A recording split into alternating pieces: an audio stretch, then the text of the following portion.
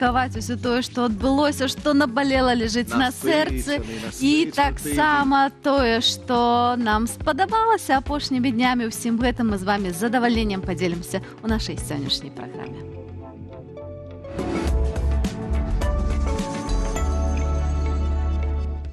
Беларускія дармаеды, адкуль яны бяруцца і чаму ніяк не скончацца, паразважаем з Ольгай Лойкай. Вялікая Брытанія вяртаецца у 19 стагоддзя. Вялікая Брытанія вяртаецца ў 19 стагоддзя, а Ватыкан адстойвае сучасныя тэхналогіі.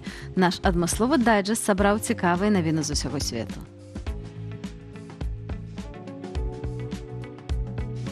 Дзеяслоў спанатрыць, адкуль узяўся ў беларускай мове і як яго ўжываць правільна.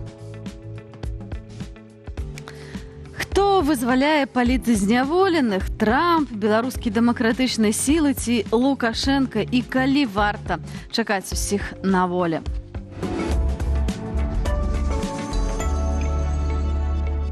Ну і калі ўжо мы пачалі праграму з так званых дармаедаў, то і пытанне ў нас будзе пра іх.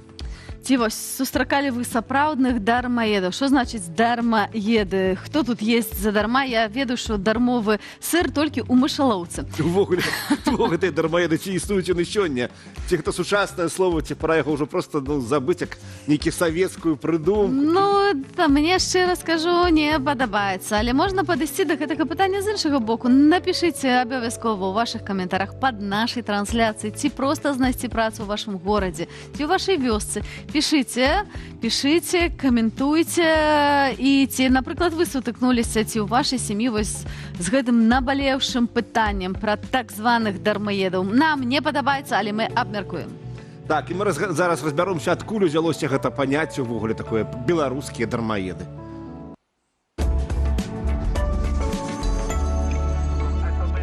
Так званы закон аб дармаедах, сумна вядомы дэкрэт нумар 3, падпісаны ў 2015 годзе. Аднак з часам, палітычнымі абставінамі і масавымі акцыямі пратэсту цягам 10 гадоў ён шмат разоў змяняўся.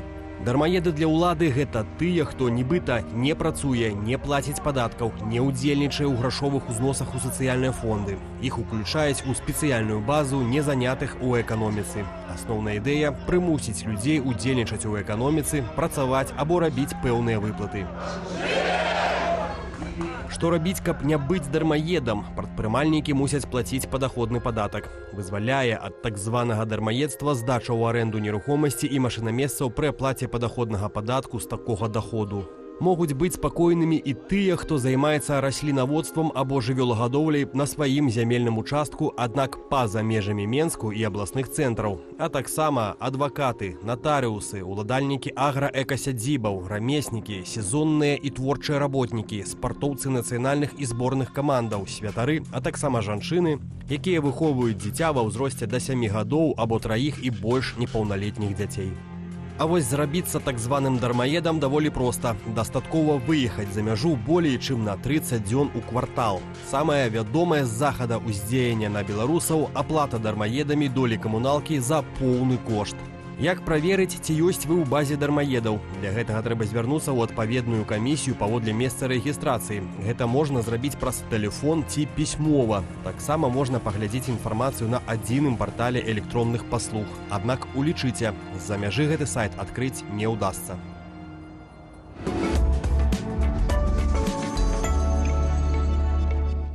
Ай-яй-яй, навешваюць на нас гэтыя цэдлікі, тут дармаеды, тут экстрэмісты, карацей. Дзяржава прымушае нас адчуваць сябе вінаватымі, у кім мы ёсць насамрэч, і прымусіць людзей такім чынам працаваць, але нешта не вельмі атрымліваецца. Ну, ось такая навіна нам трапіла з 1 кастрычніка. Улады робяць больш жорсткімі умовы для тых, каго яны лічаць дармаедамі. І гэтым так званым дармаедам зноў павысіць камуналку, іх будуць больш актыўна выяўляць. Вось, чтобы шукаць нават сілавікамі, пэўна, прыходзяць там, а дзе ён дзеўся? Чаму ўлады так прычапіліся да гэтых людзей, што ім не падабаецца і хто наступны ў чарзе на папаўненне бюджэту? Паговорым з рэдактаркай выдання «План Б» Ольгай Лойкай. Ольга, вітаю. Привет. Рада цябе бачыць, абмяркоўваем заўсёды з табой не самыя радасныя тэмы, але набалелыя. Да, дармаеды з дармаедамі сустракаюцца.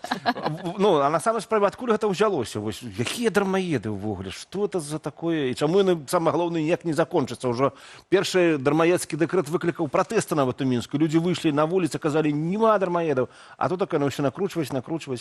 Да, но потом немножко отступили назад, поэтому... А теперь снова. А сейчас опять вперед, да. Ну, на самом деле, идея государства о том, что труд может быть принудительным, она абсолютно неэффективна, доказано это много раз. Труд – это право, радость, счастье, это возможность самореализации, получения зарплаты. Ну, это хорошо, да. Если у тебя нормальные условия для труда, если ты интеллектуально полноценный человек, тебе хочется трудиться, хочется приносить пользу, получать за это деньги. Это процесс, в общем-то, со всех сторон приятный, если он адекватно налажен. Идея о том, что можно кого-то найти, достать из-под плинтуса какой-то асоциальный элемент и заставить работать, но она исключительно неэффективна. Во-первых, человек этот может быть задействован на каких-то очень ограниченных видах работ. Да? Если это асоциальный элемент, ну, что он там будет улицу мести, что-то там складывать, укладывать, переносить, ну, этим не решить никакие экономические проблемы. Действительно, у нас ведь есть. Навошта гэта рабіць? Скажы, калі гэта неэффектыўна, людям это не падабаецца, повышается напружанне ў грамадстве, навошта гэта Ну, рабіць? ключевой посыл, который озвучивает сам Лукашенко, это справедливость. Да? Он живет в стране, пользуется услугами и должен, почему-то считается, что вот справедливо будет, если он тоже будет страдать. Ну, мы ж не абіралі, дзе нарадзіліся, правда? Абсолютно. И семья, допустим, не выбирала своего асоциального родственника, которого сложно заставить что-то делать, приносить пользу. И когда к нему еще и милиция начинает ходить, кроме его собутыльников. Ну, а вообще, вот, поглядите, 21 стагодие, а мы все живем по каких-то понятиях реально Советского Союза. Приносить пользу.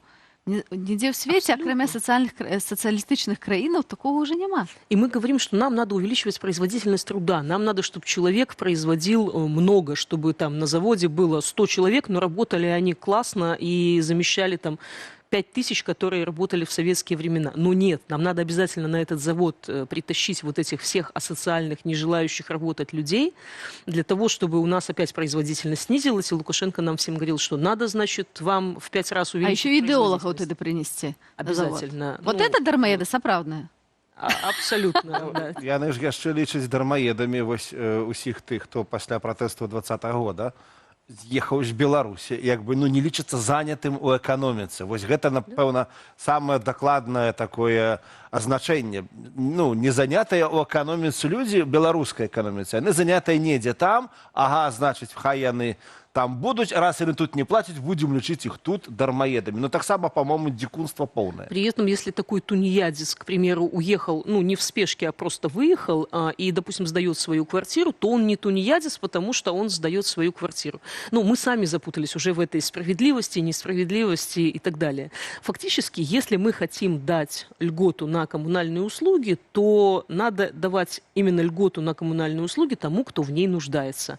А остальные пусть платят по обоснованным тарифам. Но обосновать эти тарифы придется большому числу людей, потому что сейчас вот этот обоснованный тариф, он раз в 5 больше того, по которому платит большинство белорусов, и никак математически не выходит из цены на газ, там, стоимости гигакалории. То есть вот ты математически как ни считай, справедливым он является только в глазах государства. А давайте обычно покажите нам, как складывается ваша себестоимость, и мы все ее заплатим. Бок это больш падобна нават... Але попросим при гэтым платить нам нормальный заробак, таксама адекватный тому, что мы выконваем на сваёй працы, правда? Естественно, естественно. А может быть, все-таки у гэтым ёсць нейкае здаровае там зерне, і сапраўды чалавека можна, ну, там, нейкім страхам пакарання заахвоціць, каб ён ішоў працаваць. Увогуле, ці ёсць іх гісторыі такія прыклады, каб хоць дзе-нибудь такая сістэма спрацавала і прынесла одну нейкую карысць грамадству? Нет, конечно. Об этом написаны работы, многократно доказано. Рабский труд абсолютно неэффективен. Человек находит миллион способов делать какой-то минимальный объем, не вносить в свою работу никаких там, ни новшеств, ни, ну, ничего, да, прокрастинировать до бесконечности, делать какой-то минимальный объем, чтобы отстали и так далее. Поэтому труд заключенных никогда не был эффективным. Никогда. Да. Там мы вспоминали, допустим, шарашки, да, ну хорошо, главного конструктора еще можно было как-то, наверное, замотивировать, но все остальные поверьте, по нулям. Ну, просто никакого стимула. Ольга, ну окей, калі мы вось нават глядзім з пункту гледжання дзяржавы, нам бы хацелася, чтобы людзі лепш працавалі, больш прыносілі грошы ў эканоміку. Што варта рабіць? Ну вось, калі мы разумеем, што вось этой лейблы дармаедские неэффективны, ну, что варто убрать робить? вот этот, стигматизацию, вот он там не вносит вклад.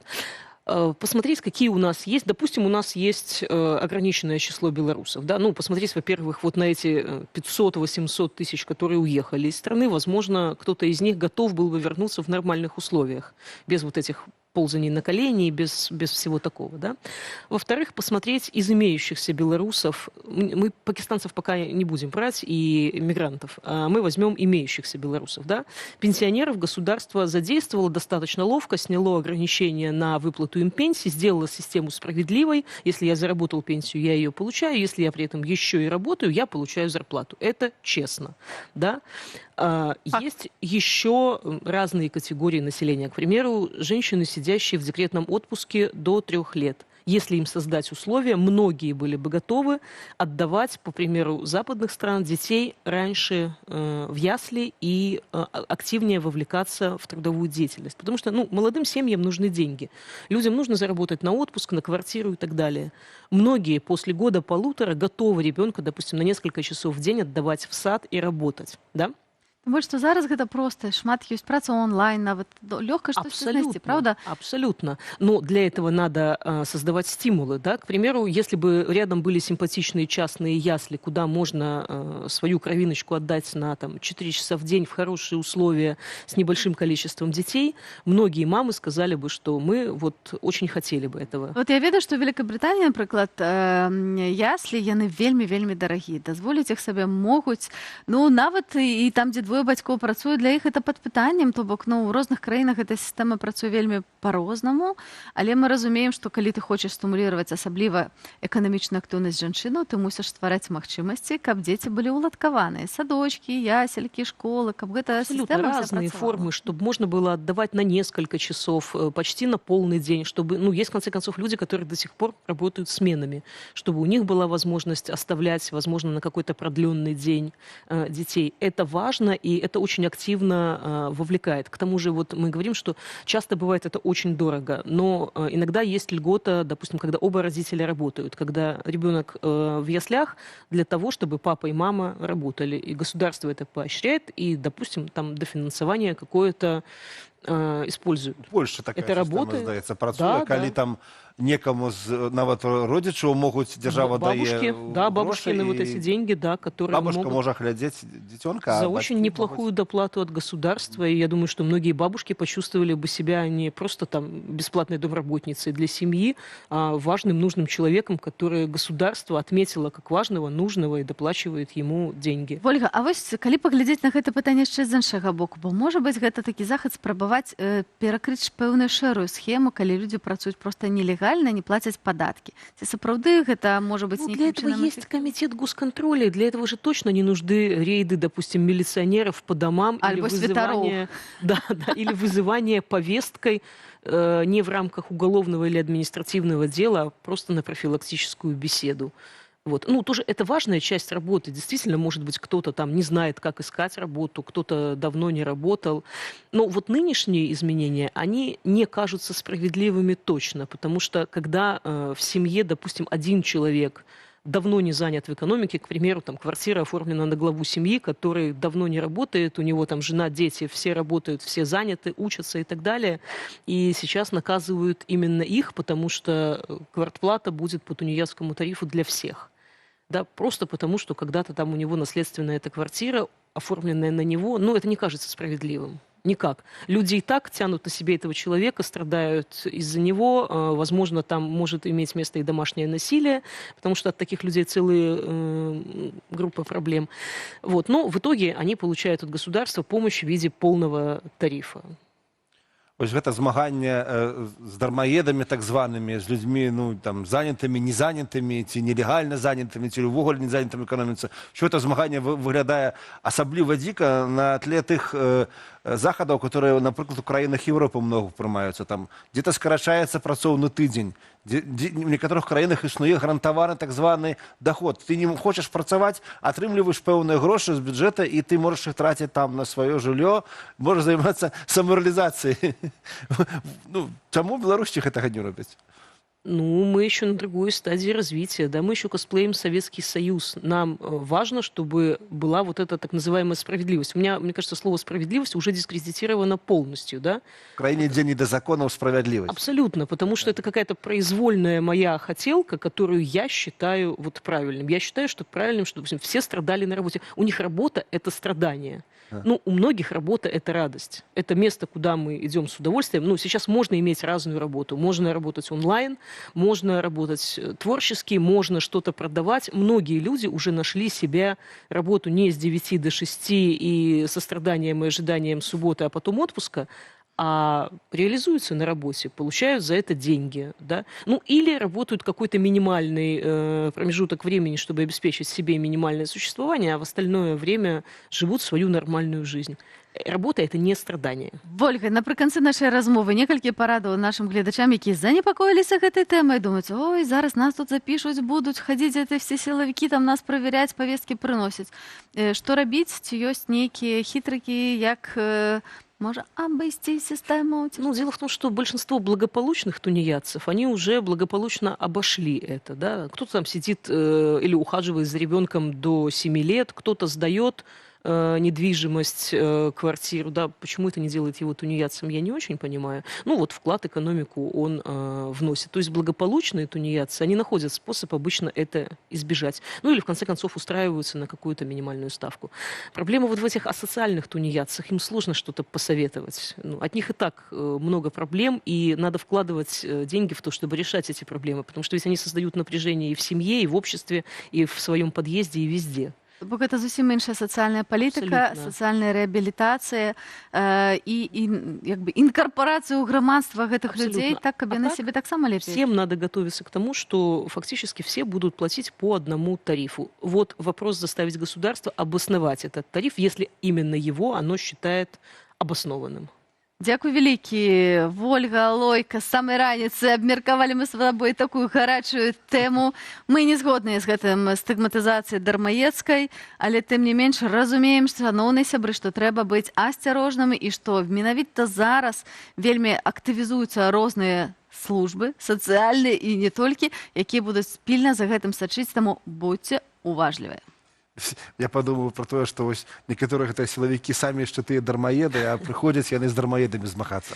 Ну а мы переходим до наших международных новин. У нас чакае Великая Британия, якая хутка коціцца ў мінулае, і дроны над Ватыканам.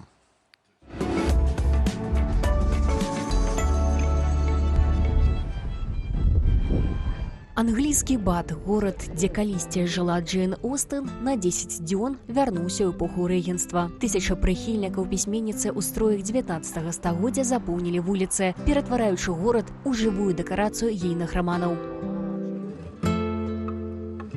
Юбілейны фестываль да 250-годдзя з дня нараджэння Остэн сабраў больш за 3000 гасцей. Іх чакаюць кніжныя кірмашы, гарбатная імпрэза, касцюмаваныя шпацары і, вядома, балі. Менавіта яны застаюцца галоўнай падзеяй. Пад музыку даўнейшых танцаў тут знікае мітусня 21 стагоддзя і нараджаецца атмасфера быццам застаронак пыхі і перадузятасці.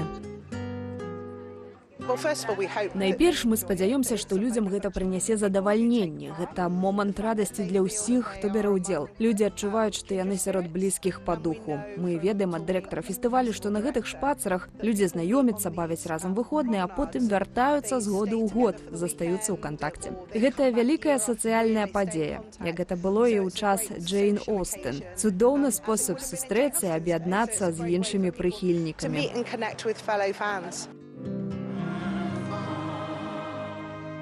У Ватыкане сабраліся тысячы жыхароў Рыму і турыстаў, але гэтым разам не для малітвы. Тут упершыню ў гісторыі прайшоў поп-канцэрт з удзелам сусветных зорак. Плошча Святога Пятра ператварылася ў гіганцкую сцэну, а канцэрт «Дабрыня для свету» у жывым эфіры трансляваў Disney+. Перад прысутнымі выступілі амерыканскі рэпер Фарэл Вільямс, італьянскі тэнар Андрэа Бачэлі ды іншыя папулярныя выканаўцы. Пасля канцэрту ў небе адбылося грандыёзнае светлавое шоу. 3000 дронаў стварылі ў небе партрэт нябожчыка папы Францішека і знакамітую фрэску Мікеланджэла стварэння Адама з Сіксцінскай капэлы. Перад шоу у Ватыкане сустрэліся навукоўцы, у тым ліку нобелеўскія лаўрэаты з розных краінаў свету, каб абмеркаваць праблемы чалавецтва ад штучнага інтэлекту да размеркавання харчоў. Сабакі захапілі басейн у Сасексе. У гістарычным адкрытым басейне ў Солтыне прайшоў Доктэмбер. Штогадовае свята для сабакаў ды іхных гаспадароў. Каля 2000 чатырохлапых сёлета кінуліся да басейну і з задавальненнем пырскаліся ў вадзе. Імпрэзу ладзяць ужо некалькі гадоў. За 4 вераснёўскія пары выходных тут чакаюцца каля 15 000 гасцей. Усе сродкі ідуць на падтрыманне басейну, які нядаўна аднавілі пасля доўгай рэстаўрацыі. Няясна, каму весялей, сабакам ці людзям. Усе ўсміхаюцца ад вуха да вуха, кажуць арганізатары. Бальшыня валанцёраў тут сапраўдныя сабачнікі. Цудоўна бачыць, як жывёліны атрымліваюць столькі радасці, могуць мець стасункі ў такой вялікай кампаніі. І пры гэтым ні бойкі, ні канфліктаў. Хоць вы, напэўна, заўважылі, тут бегае так шмат сабаку, але ўсе яны захопленыя і шчаслівыя. Дзеля гэтага і варта прайсці праз усе клопаты рыхтавання.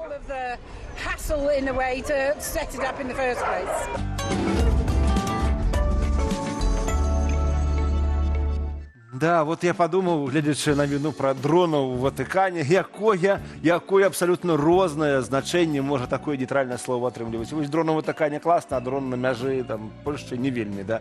З нами Валер, з нами навіны беларускіх соцсетак. І самыя класныя навіны, не толькі пра дроны, правда? Да. Канешне, але сябры пачну з гісторыі. Давай. Ось, ведаеце, як рыбак, я могу сказаць, што калі ловіш рыбу, то там такое здараецца, што і цяжка і самому паверыць, і там і Мы іншы все не заўсёды. ведаем байкі рыбакоў. Канешне. Слухайце, вось я памятаю, аднойчы стаю на рыбе, і там чую ззаду хтосьці ў гушчарах ломіцца, ляціць, як мамант нейкі, ў гэты момант там метр ад мяне такі здаравенны бабёр, воду так кулдысь!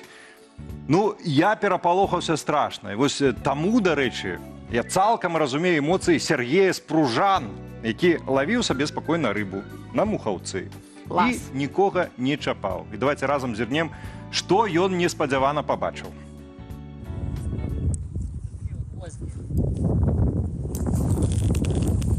Смотри, что.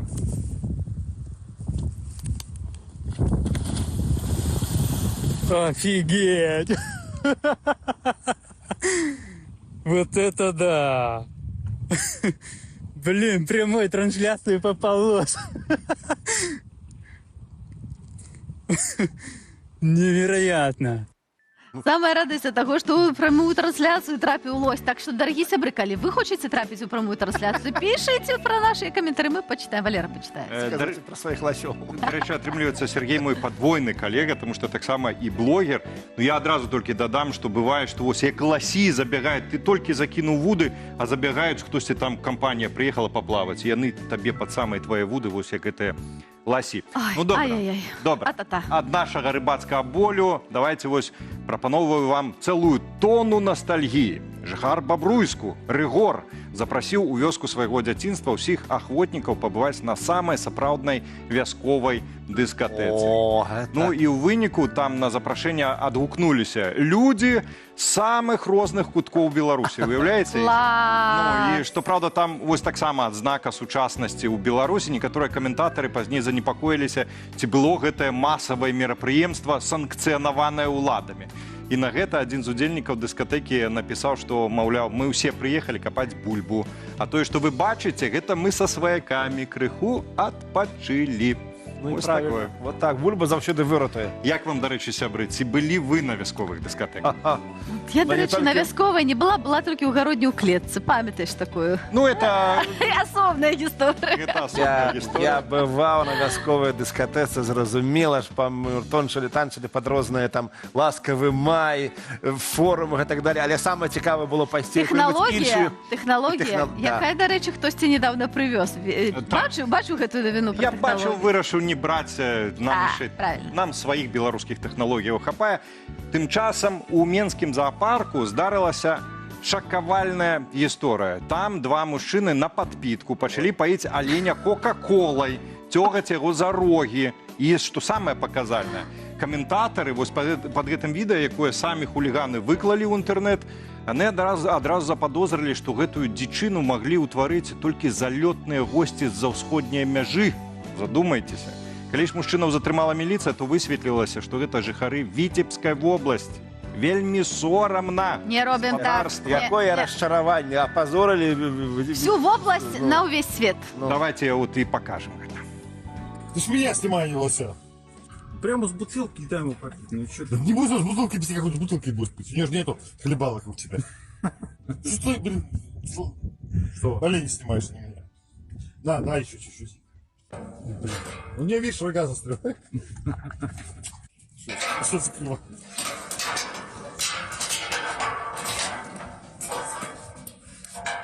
Все, он... Ну чего ты, Алёша, ну что ты, блин, ну не бесчувственный. Порычи лучше, Лёша, порычи.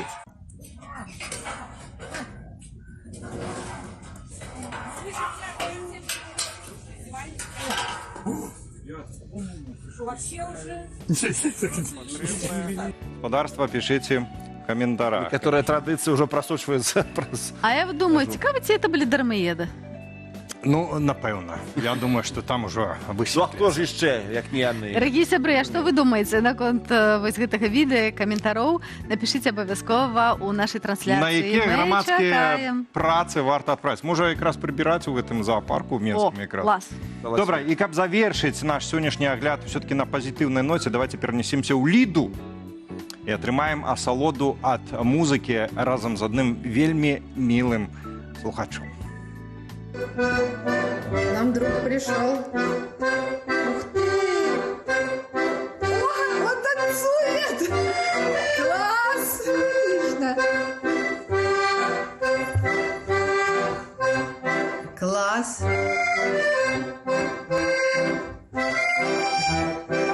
Молодец! Даша, Даша!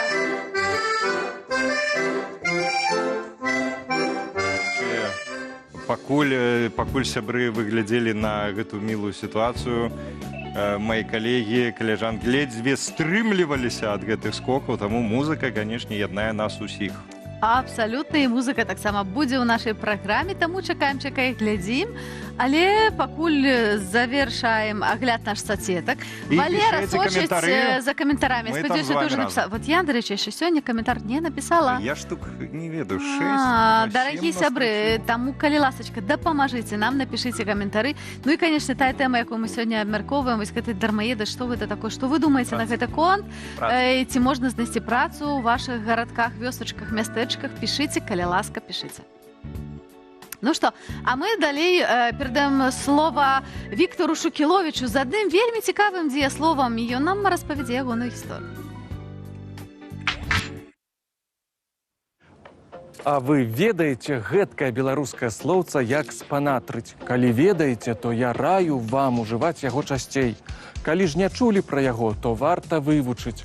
Гэты каларытны дзеяслоў узбагаціць вашае маўленне і зробіць яго больш яскравым. Дык а што гэта такое спанатрыць? А слоўца мае шмат значэнняў і дакладна вам прыдасца. Па-першае, спанатрыць гэта скеміць, сцяміць, змікіціць, расшалопаць ці даўмецца, агулам зразумець.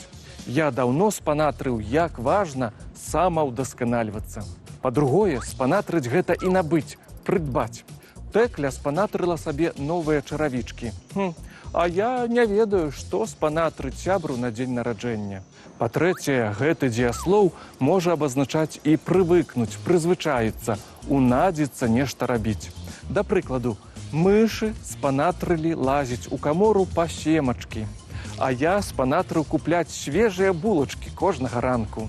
Па-чацвёртае, спанатрыць гэта таксама заўважыць, а ён спанатрыў, дзе была кладка праз рэчку. Па-пятае, спанатрыць гэта і вынюхаць, адчуць карысць, а злодзей спанатрыў, у якім доме можна пажывіцца. А ён спанатрыў быць ветлівым, бо праз гэта яго лічылі разумнейшым. Мовазнаўца Лявон Маліноўскі заўважае, што спанатрыць гэта знайсці тое, што было схавана або не відно. Тут можна параўнаць з расейскім «абнаружыць». Шукаў шкарпэтку па ўсёй кватэры, аж урэшце спанатрыў пад ложкам. На думку Лявона Маліноўскага, гэтае слова найлепей пасуе на пераклад архімедавага воклічу «гэўрыка» – «спанатрыў». А якое ж паходжанне гэтага прыдатнага слоўца? Вы не паверыце, але яго выводзяць ад лацінскага дзеяслова «пенетраре» – «пранікаць», «дасягаць», «урывацца». Магчыма, слоўца пайшло ў народ ад шкаляроў, якія ў калегіях каталіцкіх манаскіх ордэнаў нахапаліся лаціны і, пэўна, выхваляліся сваімі ведамі перад родзічамі ды аднагодкамі. Шаноўныя сябры, спанатрыце, калі ласка, як важна вывучаць і паглыбляць веды пра родную мову. Абсолютно цудоўны Віктор Шукіловіч, які штонедзелю тлумачыць нам правілы хітрыкі беларускай граматыкі. А вось пра правілы моды ўсё ведае наша стылістка Ганна Прышывалка, і яна спанатрыла для нас сёння вельмі цікавую модную гісторыю, правда, Аня? Вітаем, Ганна. Вітаю, сябры. Сёння я прысвячаю рубрыку «Раніцы» на стылі культаваму і легендарнаму італьянскаму дызайнеру Джорджа Армані, якога не стала 4 верасня, але які пакінуў нам з вамі надзвычайна багатую модную спадчыну. Можна ўпэўнена сказаць, што назву брэнда Армані дакладна чуў кожны, нават той, хто зусім не цікавіцца модай. А хтосьці нават думае, што насіў нешта ад Армані, што надхутчэй не зусім так, бо бренд Армані – адзін з брэндаў у свеце, які найбольш падрабляюць. Давайце згадаем, чаму ягонае імя увойдзе ў гісторыю моды. Армані прыйшоў у моду выпадкова. Ён пачаў кар'еру як аздабляльнік вітрынаў ва ўнівермагу, а ў свет моды трапіў, працуючы асістэнтам у дызайнера Ніна Чэруці. Уласны бренд Джорджа Армані ён заснаваў у 1975 годзе, калі яму было ўжо 41 год. Гэта натхняльна, пагадзіцеся. Ягоным рэвалюцыйным унёскам у моду сталі мяккія мужчынскія гарнітуры без падшэўкі і цвёрдых плячэй, якія зрабілі сілуэт вольным і сучасным. Сапраўдны поспех прыйшоў пасля таго, як Рычард Гір зняўся ў фільме «Амерыканскі жыгала» у 80-м годзе ў строях ад Армані. З таго часу ён стаў галоўным дызайнерам для кіно ў Галівудзе і на чырвоных дарожках. Армані стварыў стыль пауэр-дрэсінг для жанчын. Гэта жаночыя строі 80-х з шырокімі плячыма і выразнай лініяй сілуэту. Яны зрабіліся сімвалам незалежнасці і кар'ернага поспеху. Мы з вамі ўжо казалі, што менавіта такія сілуэты зараз вяртаюцца ў моду і робяцца супертрэндавымі. Але не ўсе ведаюць, што ля вытокаў гэтага сілуэту стаяў менавіта Джорджа Армані.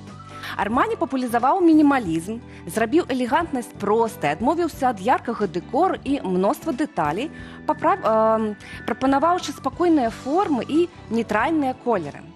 Увёў casual chic, які цяпер самы распаўсюджаны ў пасядзённым жыцці стыль і паказаў, што камфортнае адзенне можа быць статусным і стылёвым. Армані зрабіў моду масавай і даступнай, першым сярод куцюр'е стварыўшы некалькі дэмакратычных лініяў, адкрыўшы люкс для шырокай публікі. У сваіх калекцыях, як і ва ўласным гардэробе, Армані аддаваў перавагу ахраматычным і цёмным колерам. Асабліва ён любіў чорны і сіні, лічыў, што гэтыя колеры самыя элегантныя і універсальныя. Таксама Армані шукаў колер, які спалучаў бы элегантнасць і раскошу, быў бы адначасова цёплы, але стрыманы і вытанчаны, практычны і натуральны. І ён знайшоў такое адценне, якое завецца Грэйдж Армані. Гэта светла-шэрае адценне з ружавінкай, якое цяпер зноў вельмі папулярнае. Армані неаднаразова ствараў форму для алімпійскай зборнай Італіі і супрацоўнічаў з футбольным клубам Чэлсі, а таксама баскетбольнай камандай Алімпія Мілана. Армані збудаваў сапраўдную імперыю. Брэнд Армані ўключае не толькі адзенне, але і мэблю, парфумерыю, гатэлі. Forbes ацэньвае яго багацце на мільярды долараў, і ўсё гэта ён зрабіў без падтрымання буйных кангламератаў, у адрозненні ад многіх іншых модных дамоў. Армані стаў сімвалам італьянскай элегантнасці, а яго стыль вызначыў імідж не толькі сучаснай Італіі, але і агулам моды нашага часу. Мне здаецца, нам з вамі гэта таксама цікава і карысна ведаць, як вы лічыце? Ну, Армані абсолютно натхняльны, і я думаю, што нам бы вось хацелася мець такога беларускага Армані. Ёсць у тебя хтосьці на прыкмеце, каго можна было бы параўнаць? Ці мы яшчэ шукаем? Мы яшчэ, карацей, дарагія сябры, чакаем беларускага альбо беларускую Армані. Правда, Анатоль? Ну так, ну а пакуль што ў нас ёсць нема Армані, затое у нас ёсць Катя Ваданосава, нітка зорка. Ох, я не ведаю, ці гэта і не лепей нават. Мне падаецца, што гісторыя вельмі бязлітасная. Бязлітасная ў адносінах да нас, жанчын. Чым далей вы сягаеце ў яе глыбіні, тым меней ведаеце пра нашы імёны, постаці, заняткі, лад жыцця.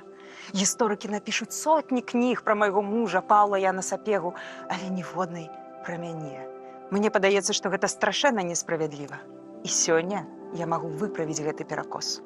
Так, мужчыны змагаюцца, вызваляюць гарады, праліваюць кроў, а мы тым часам пільнуем маёнткі, трымаем гаспадарку, расцім дзяцей. Захоўваць жыццё і бачыць прыгажосць, у гэтым таксама вялікая моц. І мне хочацца, каб вы памяталі мяне як майго мужа і памяталі не толькі маё імя і колькасць народжаных мною дзяцей. Гэты маёнтак быў калісьці цяжкім няеглым замкам. Пазней у ім прарубілі вокны, памянялі кроквы, стала трошкі святлей. Зараз гэта мой дом.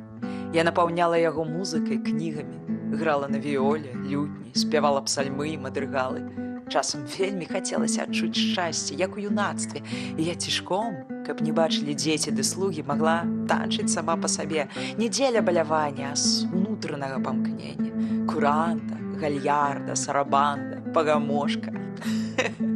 А і смешна ж у нас перайначылі назву Бергамаска на тутэйшы манер. Пагамошка. Як нейкая мошка ці матылёк, лёгкі, імклівы. Зараз я даглядаю зёлкі ў аптэкарскім садочку пры замкавай сцяне і, вяртаючыся адтуль увечары, доўга затрымліваюся каля рэчкі, гляджу, як сонца хіліцца за дрэвы. Уцекачы ідуць, кабеты, нямоглыя, шмат дзяцей-сірот. Яны не памятаюць нават, як звалі іх бацькоў.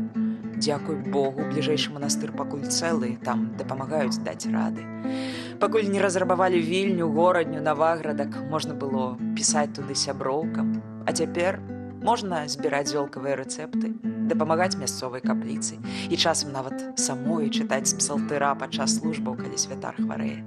Самае галоўнае – не думаць пра самоту і ўласную нікчэмнасць і вайну. Хаця ў нашыя часы вайна прыходзіць нават у самы мірны, самы ціхі куток. Ад яе не схавацца.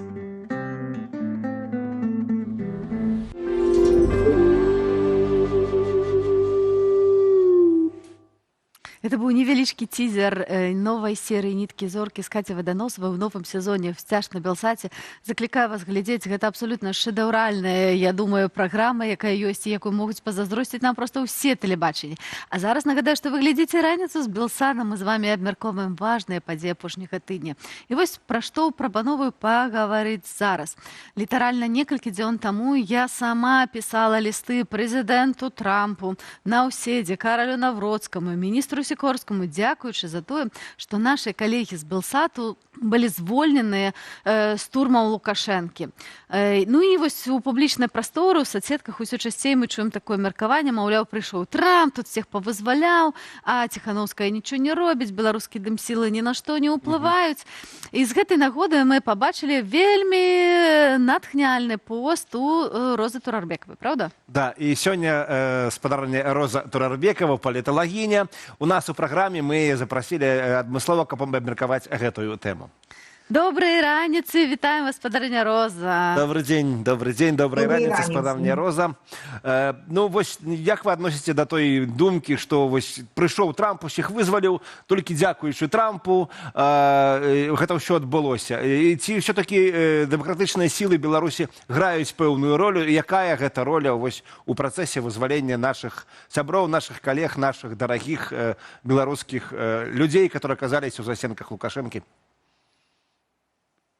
Ну, конечно, это не случилось именно тогда, когда пришел президент Трамп. Это случилось тогда, когда открылся белорусско-американский трек переговорный, то есть между официальным, это официальный трек между Вашингтоном и режимом Лукашенко, администрацией Лукашенко. Конечно, без этого это было бы невозможно, но я предлагала посмотреть на эту ситуацию с другой стороны, со стороны тех политзаключенных других советских стран, которые на сегодняшний день не имеют и такой опции, и такой возможности, и такой надежды.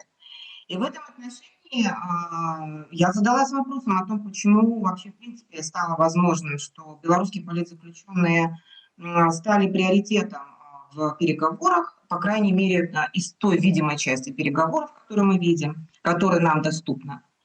Вот. И в общем и целом, зная, какие усилия предпринимались белорусскими демократическими силами, не только офисом Светланы Тихановской, я здесь это должна подчеркнуть, вот, это буквально все белорусские демократические силы на всех площадках, во всех встречах говорили в первую очередь об освобождении политзаключенных и находили благодарную, так скажем, публику, слушателей, заинтересованных лиц, людей, которые демонстрировали свою солидарность. Это европейские дипломаты, политики, депутаты, интеллектуалы, американская, конечно же, политическая элита, я имею в виду и Конгресс США, и Сенат США, и Государственный департамент США. С Соединенными Штатами у белорусских демократических сил был стратегический диалог, есть какая-то там опция для его возобновления. Все в целом это создало такую атмосферу, когда, или вернее сказать, сохранила этот вопрос об освобождении белорусских политзаключенных в повестке.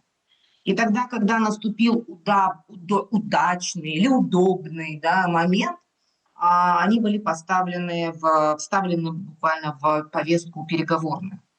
Это итог такой работы. Это непонятно, что здесь без Трампа, без изменения его политики, без открытия этого трека этого бы не случилось.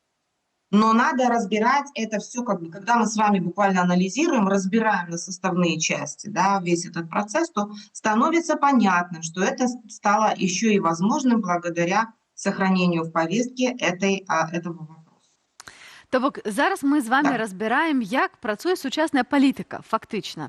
Бо вельмі часта чуюцца ў публічнай сферы нейкія такія абвінавачанні, маўляў, ну што там яны ездзяць, канферэнцыі, сустрэчы, там лётаюць, чаго яны робяць. Вось давайте разберем і патлумачым, якім чынам атрымліваецца дасягаць такіх, у тым ліку, вынікаў. Вось што такое гэты фокус увагі і як цяжка яго атрымаць. Бо уявіце сабе, ёсць такі Трамп, у якога там увесь свет праблемаў, праўда? І як зрабіць так, каб Трамп пазваніў таму самому Лукашэнкі, што нам не вельмі падабаецца, але мы бачым, якія былі вынікі. Як зрабіць так, каб амерыканскія дзяржслужбоўцы займаліся менавіта нашымі палітзняволенымі? Што для гэтага трэба рабіць? Вось на якіх узроўнях прыняцця рашэння трэба прапрацоўваць гэтыя тэмы? Первое, что если хотите вы влиять, и при этом у вас нет бюджета, за спиной нету государства, нету, как там говорил Сталин, дивизий, да, А для того, чтобы влиять, вам надо в первую очередь быть сильными в медиапространстве и продолжать работать с дипломатами в первую очередь, потому что, конечно, здесь Госдепартамент США сыграл ключевую роль. Вот. И в этом отношении белорусские демократические силы и гражданская супольность работали все, не покладая, как говорится, рук. И отсюда и конференции, и форумы, и многочисленные интервью, разговор об этом и Светлана Алексеевич, и то, что нобелевский лауреат Олесь Беляцкий сидит в тюрьме. И белорусские правозащитники постоянно говорят об этом, и создавались условия для разного рода институциональных рамок, чтобы белорусские политзаключенные стали не просто вопросом, не просто темой для одноразовой акции, но чтобы это постоянно работало, да, там, в тех или иных форматах. Замечательный формат вот этого крестные, да, политзаключенных, например, да, это то, что заставляет удерживать повестки в европейской повестке, там, в Европарламенте, в Бундестаге, например, да. Ну и в конечном итоге, возвращаясь к американскому треку, стратегический диалог с США между белорусскими демократическими силами и Соединенными Штатами стал уникальной вообще формой, уникальным институциональным, я бы сказала, явлением, потому что я лично читала законы Соединенных Штатов там, где речь шла об установлении стратегических диалогов с разными государствами. Но это был первый случай, когда был установлен стратдиалог не с государством, а с демократическими силами. Они в общем и целом до сих пор не являются государственными. Да? Поэтому это уникально. Это первое. Второе. Внутри этого стратегического диалога, да, шла работа, и формировались рабочие группы. И там было 4-5 групп, насколько я помню. Но точно помню, что после первой политической группы вторая не менее значимая, может даже более значимая, была как раз именно рабочая группа по политзаключенным. И эта рабочая группа работала, они встречались с американской стороной регулярно, они там внутреннюю работу я не могу вам рассказать, внутреннюю работу, какая она велась, она была достаточно, это чувствительная тема, она достаточно была закрытая, но там обсуждались все эти вопросы, связанные со списками, с гуманитарным списком, с состоянием политзаключенных, как можно их освободить, какие есть опции, возможности. Вы помните, какое было разочарование у белорусов в связи с осуществленным обменом между США и Россией, и тогда же был поставлен вопрос, почему там не было ни одного белоруса, потому что там был включен еще этот немецкий гражданин, который был схвачен на территории Беларуси.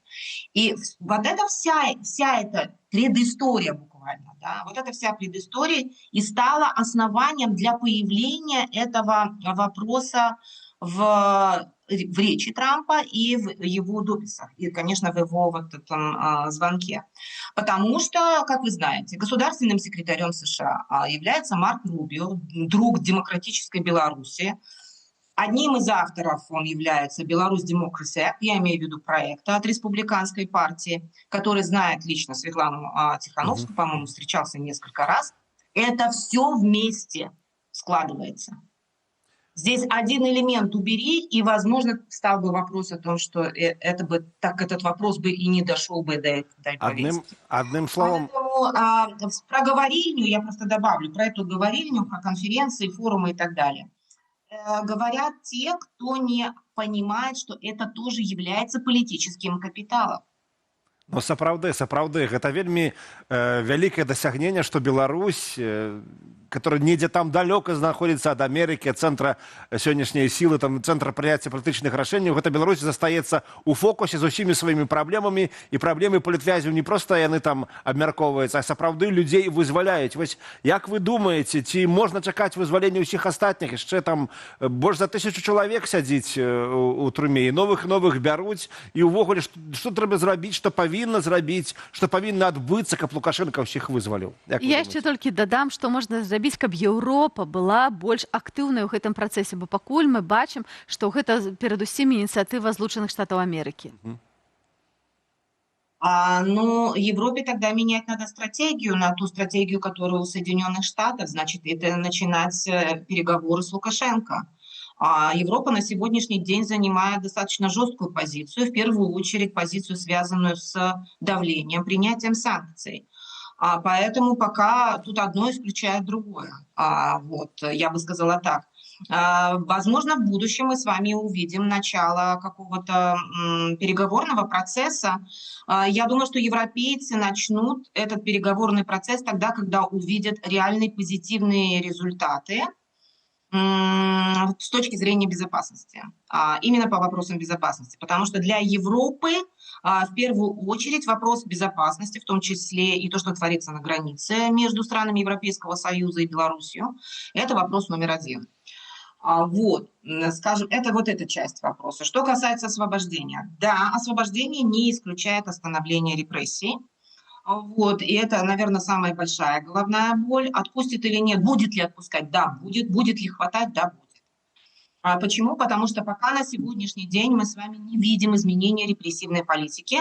Насколько я понимаю, Соединенные Штаты, возможно, в переговорах и ставят так вопрос, но пока по этому вопросу никаких изменений нет. Напротив, мы с вами видим, как вы знаете, ужесточение репрессивной политики. Вот буквально там за последние несколько дней были такие новости относительно Бирока. Бирок был объявлен экстремистским, по-моему, формированием, да. Возбуждено или обращение было генерального прокурора шведа в Верховный суд относительно того, чтобы признать ЕГУ экстремистской организацией. Это все означает усиление репрессий, по крайней мере, продолжение. Поэтому это гораздо более сложный вопрос.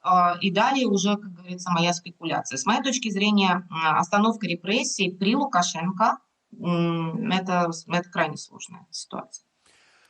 Дякую вялікі. Дякую вялізны, спадарня Роза, за тое, што прыйшлі да нас. Мы спадзяёмся, што Европа ўключыцца ў перамовы. Вось, мяжа ж закрыта, значыць, трэба гэту мяжу цяпер будзе неяк адкрываць. І гэта такое вельмі моцнае рашэнне было польскага боку, але гэта сапраўды іншая тэма. Дякую вялізны, што былі... Я думаю, что это не тема Европы, это скорее тема Китая. То есть здесь переговорщики, медиаторы совсем другие. Европа принимает в этом участие, но Европа не может приказать Польше открыть границу. Я думаю, что здесь... Сапраўды вялікая гульня, вялізная гульня у цэнтры, которой знаходзіцца Беларусь.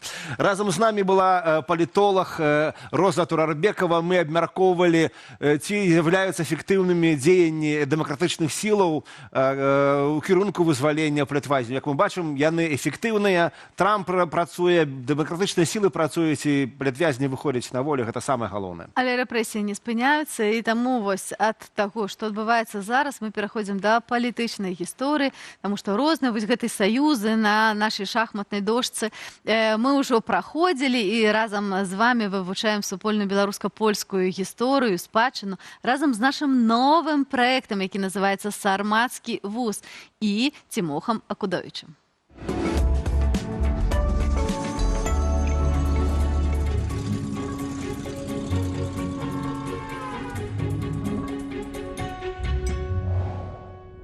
Чимох, куди ти мене знов тягнеш?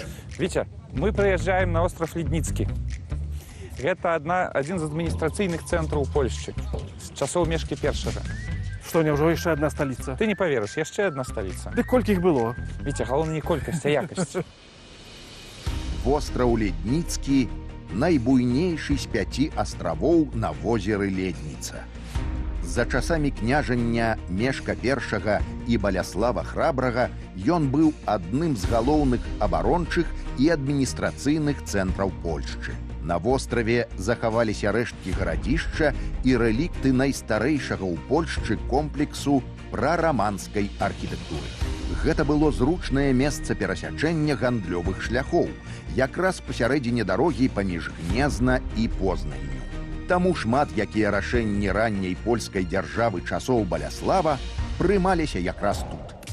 Ну, вось паглядзі, Витя, тут на Ледніцкім острове захаваліся руіны будынка 11 стагоддзя, часоў Мешкі і Баляслава. Прычым арыгінальны, это ніякая не готыка, это іх часоў будынак.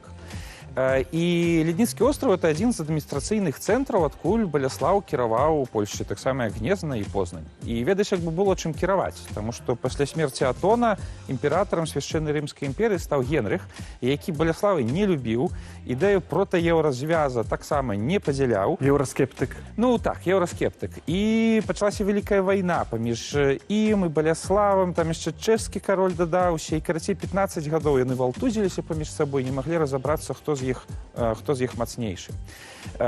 І скончылася ўсё толькі ў 1018 годзе. Баляслаў змог адстаяць межы сваёй краіны, змог даказаць, што ён моцны валадар, і, падпісаўшы перамір'е з Генрыхам, ён звярнуў увагу на ўсход і падумаў, што а ці не заняцца мне тэмай Русі. Ну, слушно. Это гляджу, што некамфортна жылі. Тут такі вось, відаць, быў ванны пакойчык, а там кухня, сталы стаялі каменныя. А там, пэўне, джакузі было, ну? А там, пэўна, джакузі. Ну, планіроўка такая файная. Еўра. Я б жыў. Баляслаў пачаў паглядаць на ўсход яшчэ ў нулявых гадах 11 стагоддзя. Мы ведаем, што дзесьці тады ён выдаў сваю дачку, чыё імя, на жаль, не захавалася, за сына кіеўскага князя Уладзімір Хрысціцеля, за князя Святаполка. Святаполк на той момант кіраваў у адным з буйных цэнтраў старадаўняй Русі, у горадзе Тураве на Прыпяці.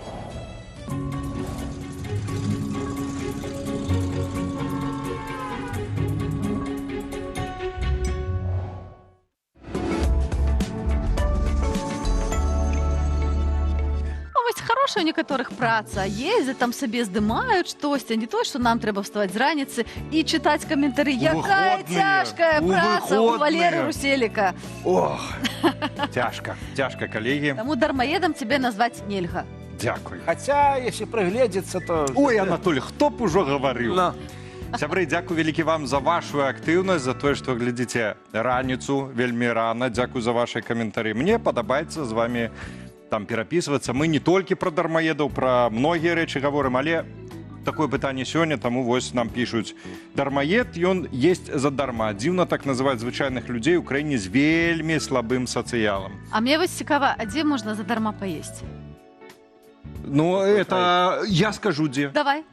Там, дзе ў чыноўнікаў. Я памятаю, працаваў журналістам у Менску, і я схадзіў аднойчы, там, дзе Савет міністраў, у сталоўку прайшоў. Першая нацэначнай катэгорыі. Это люди, хіба самыя бедныя ў нашай краіне. В садиках, у школах і ў Саўміне. Але это все не бесплатно. Добра. Поехали. Яшчэ у нас ёсць, таксама абураюцца дармаеды, кажуцца, на паслугамі. А якімі паслугамі яны ад дзяржавы карыстаюцца? І да таго ж, сапраўды, слушная заўвага, кажуць, што вось падаткі не сплочваюць. Ну, дармаеды бо не сплочваюць падаткі, але ПДВ, ён жа ёсць? Ёсць. І ПДВ плоцяць абсалютна ўсе. І я памятаю, калісьці я сам сварыўся з гэтымі падаткавікамі і пісаў так, а ПДВ, падатак, яны кажуць, это другое. Это другое. Слабы. Вось, таксама, гэта трэба так ненавідзець людзей, каб прыдумаць такі дэкрэт. Уганяюць людзей у пазыкі, калі аплочваць за квартплату, але налічваюць у 5 разоў больш. Вось, калі чалавек не працуе. Таксама людзі дзеляцца таксама, вось у іх яны сутыкаліся, але недоўга прынеслі паперкі, разабраліся. Ёсць прыклады, калі знаёмыя вымушаныя сутыкацца з камісіяй проста таму, што працавалі за мяжой. Вось так, працаваць мусіш у Беларусі, інакш вось ты дармаед. Ну да, але калі онлайн працуеш, напрыклад, ці штосьці такое, ты як так? Ну, гэта ввогуле, вось у мяне ввогуле такая думка пра тое, што калі б заробак быў дастатковы для того, каб было годнае жыццё, то людзі бы не шукалі магчымасці дзесьці зарабіць на жыццё на старане. Ну, бо часу папросту шкада праседзець вось на этой бясплатнай працы. З іншага боку, я лічу, што не трэба абмяжоўвацца. Свет вялікі, можна працаваць паўсюль, але любіць айчыну, краіну нашу Беларусь, правильно? Правильно, і таму вось асабіста ў мне ёсць прагноз такі, што калі раней і са мной каментатары згаджаюцца, што цяпер наўрад ці варта чакаць нейкіх масавых выступаў, як гэта было ў 17 годзе. Анатоль засумаваў, гляджу. апошняя договор. Давай, Мне здаецца, комменты еще все-таки... Ці уже все? А у меня заблоковалось. Заблоковался телефон. Дорогие сябры, а мы все чекаем на ваши комментарии, потому что наша программа не Нам скончилась. вельмі цікава. Пишите, калі ласочка, да. Мы вот тут трохи заняты з Анатолієм, але Валер з вами тримає руку на пульсі, на сувязі нашого чату, наших чатланов, як ми ведаємо і вас любимо називати. Самое цікаве прочитаю тут у студії. Давай. Так само. І може ще, ведаеце, може ви вспомніце нават не толькі там якую працу дзе знайсці, а якія ёсць паслугі у дзяржавы нашай, за што ж мы так змагаемся, каб не лічыцца дармаедамі. Ну, вось так у гэтых дыскусіях пра дармаедаў мінала першая гадзіна нашага сённяшняга эфіру, але мы не спыняемся і наперадзе другая. Давайте мы вам раскажем, што мы падрыхтавалі.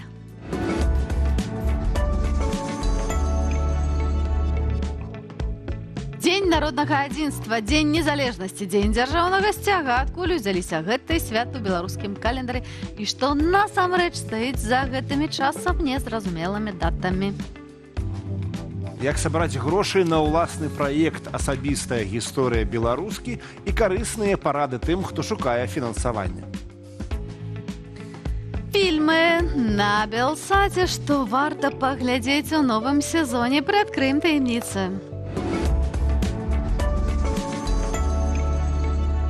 Ну і што? Ну і мы пачынаем другую частку праграмы, якраз такі са святаў, сэнсу якіх амаль ніхто не разумее. На гэтым тыдні ў Беларусі святкавалі так званы дзень народнага адзінства.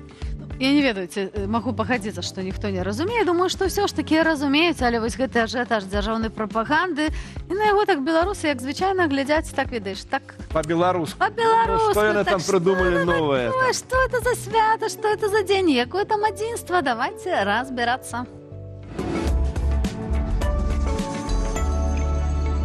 Усе мы, безумоўна, любім святы. У гэтыя дні мы можам забыць пра паўсядзённыя клопаты, ну і, вядома, правесці час з сям'ёй. Аднак, калі задумацца, то ў Беларусі дагэтуль афіцыйна адзначаюць шэраг дзіўных і анахранічных датаў. У тэорыі дзяржаўныя святы – гэта дні, што маюць асаблівае значэнне для Беларусі. Але глядзім у каляндар і бачым, напрыклад, чырвоны ва ўсіх сэнсах дзень кастрычніцкай рэвалюцыі. Амаль ва ўсіх падсавецкіх дзяржавах гэтае свята было цалкам адменена. І толькі ў нашай краіне разам з Кыргызстанам гэта выходны дзень, які не нясе ні радасці, ні асаблівага сэнсу. Не мае вялікай сэнсавай нагрузкі і 15 сакавіка, дзень Канстытуцыі. Дакументу, які змянялі за часы незалежнасці, складана сказаць колькі разоў. Туды ж аднясём і выдуманы рэжымам дзень народнага адзінства. Дата прысвечаная ўварванню чырвонай арміі на тэрыторыі заходняй Беларусі ў выніку змовы паміж Сталіным і Гітлерам, пакту Молатава-Рыббентропа, калі дзве дыктатуры падзялілі сферы ўплыву ў Еўропе і запланавалі знішчэнне Польшчы. Сёлета на фоне палітычнага крызісу з Польшчай свята адзначалі асабліва пампезна. Яшчэ адно пустое свята, што не мае ні папулярнасці ў народу, ні гістарычнага абгрунтавання. Дзень яднання народаў Беларусі і Расіі 2 красавіка. Адзначаюць яго хіба толькі падкормленыя Крамлём арганізацыі і працаўнікі дзяржустановаў, сагнаныя на рэжымныя мерапрыемствы пад прымусам.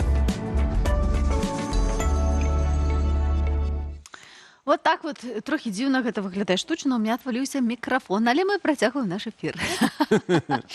Дзяржава беларуская кожны раз вылучае шмат сродкаў, каб прасоўваць нейкія, ну, я б сказаў бы, такія странныя даты, нейкія незразумелыя. Дзіўныя, а для іх можа і нармальныя.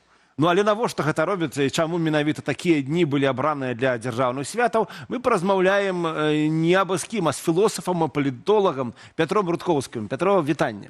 Прывітанне. Будуць за нас сёння правакацыйныя пытанні пра дзяржаўныя святы. Вельмі добра, правакацыйная тэма, і хай будуць правакацыйныя пытанні. Да, так вот чаму менавіта такія даты беларускія чыноўнікі абіраюць, каб людзі іх там святкавалі, ці прымушаюць, там неяк навязваюць. Хто прыдумаў дзень народнага адзінства, і сапраўды гэты дзень спрыяе народнаму адзінству? Ну, бачыце, ёсць рэжым, у которага ёсць ідэалогія. У некоторых авторитарных режимах эта идеология не афишуется, она не является такой неописанной. В выпадку Беларуси она является писаной, и она является просто институционализованной. Это значит, існує специальный институт идеологии. И вот под этот режим, под эту идеологию подгоняются державные святы. Приблизно так выглядає логіка усталявання святаў у многіх аўтарытарных рэжымах, ну і выпадку лукашэнкаўскай Беларусі. Ну, скажем так, дзяржаўны свят ёсць у кожнай краіне, у рознай. І ў дыктатурах, і ў дэмакратыях, і ў розных. І кожная дзяржава пад сябе ўсё ж такі гэтай святы падбудоўвае, чтобы падмацаваць тое, на чым гэтая дзяржава трымаецца. Вось калі мы прааналізуем тыя дзяржаўныя святы, які Лукашенко запрапанаваў беларусам, што мы бачым? Ну, мы бачым, што гэта падпарадкавана таму кансэнсусу, который Лукашенко у сярэдзіне 90-х гадоў прынёс у структуры, у арганізм беларускай дзяржавы. Гэта на той момант ностальгія па Савецкім Саюзе, прывязанасць самога Лукашэнкі і ягонага акружэння, ну, не ўсяго акружэння, бо там таксама былі лібералы і нават частка нацыянальна арыентаваных, але значная частка тагачаснай номенклатуры прывязаная да гэтай савецкай спадчыны, веруючая ў тое, што развал Савецкага Саюза быў чымсьці кепскім, і пад гэта былі вось паступова падагнаныя дзяржаўныя святы. Гэта і пачаткова гэта 3 ліпеня замест пэўнага 27 ліпеня, который быў у нейкай ступені звязаны з уласна шляхам Беларусі да суверэнітэту. Ну і пазней таксама заканчваючы вось гэтым апошнім шэдэўрам у выглядзе 17 верасня. Пятро, ну вось гэта ўсе там дзень перамогі, ускладанне кветак, там, я не знаю, нейкія вянкі ўвесь час. Пэўная такая рытуалізацыя святаў адбываецца. І навошта гэта? Ну, якія мэты ў гэтага ўсяго?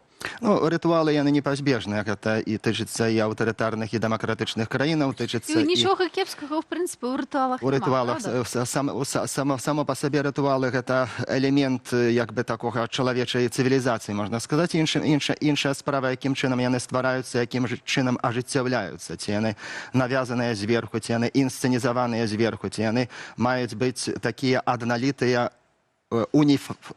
аднолькавыя практычна па ўсёй краіне, ці яны ёсць нейкі такі вельмі свабодны канон рытуалаў, але ў залежнасці ад таго, якія там мясцовыя звычаі, там ёсць пэўныя рэгіянальныя могуць быць звычаі, альбо папросту чалавечая крэатыўнасць, яны могуць мець самыя розныя варыяцыі, што мы можам назіраць таксама ў дэмакратычных краінах. У выпадку аўтарытарнай дзяржавы вось гэтым вызначальнікам, адным з такіх важных вызначальнікаў з'яўляецца тое, што яны цэнтралізаваныя, уніфікаваныя і навязваныя ўвесь час зверху. Насамрэч, пытанне гістарычнай памяці, яно адно з ключавых пытанняў, на якіх базуецца, як бы грунтуецца ўся, як бы, дзяржава, ну, у любой краіне. Але мы ў Беларусі так, маем Менск і Мінск, маем розныя святы незалежнасці, і фактычна маем 2 календары, якія паміж сабой не перасекаюцца. Так, у нас ёсць Дзень беларускай вайсковай славы, ёсць 23 лютага, так? Ну, да прыкладу, ёсць Дзень незалежнасці, ёсць Дзень волі.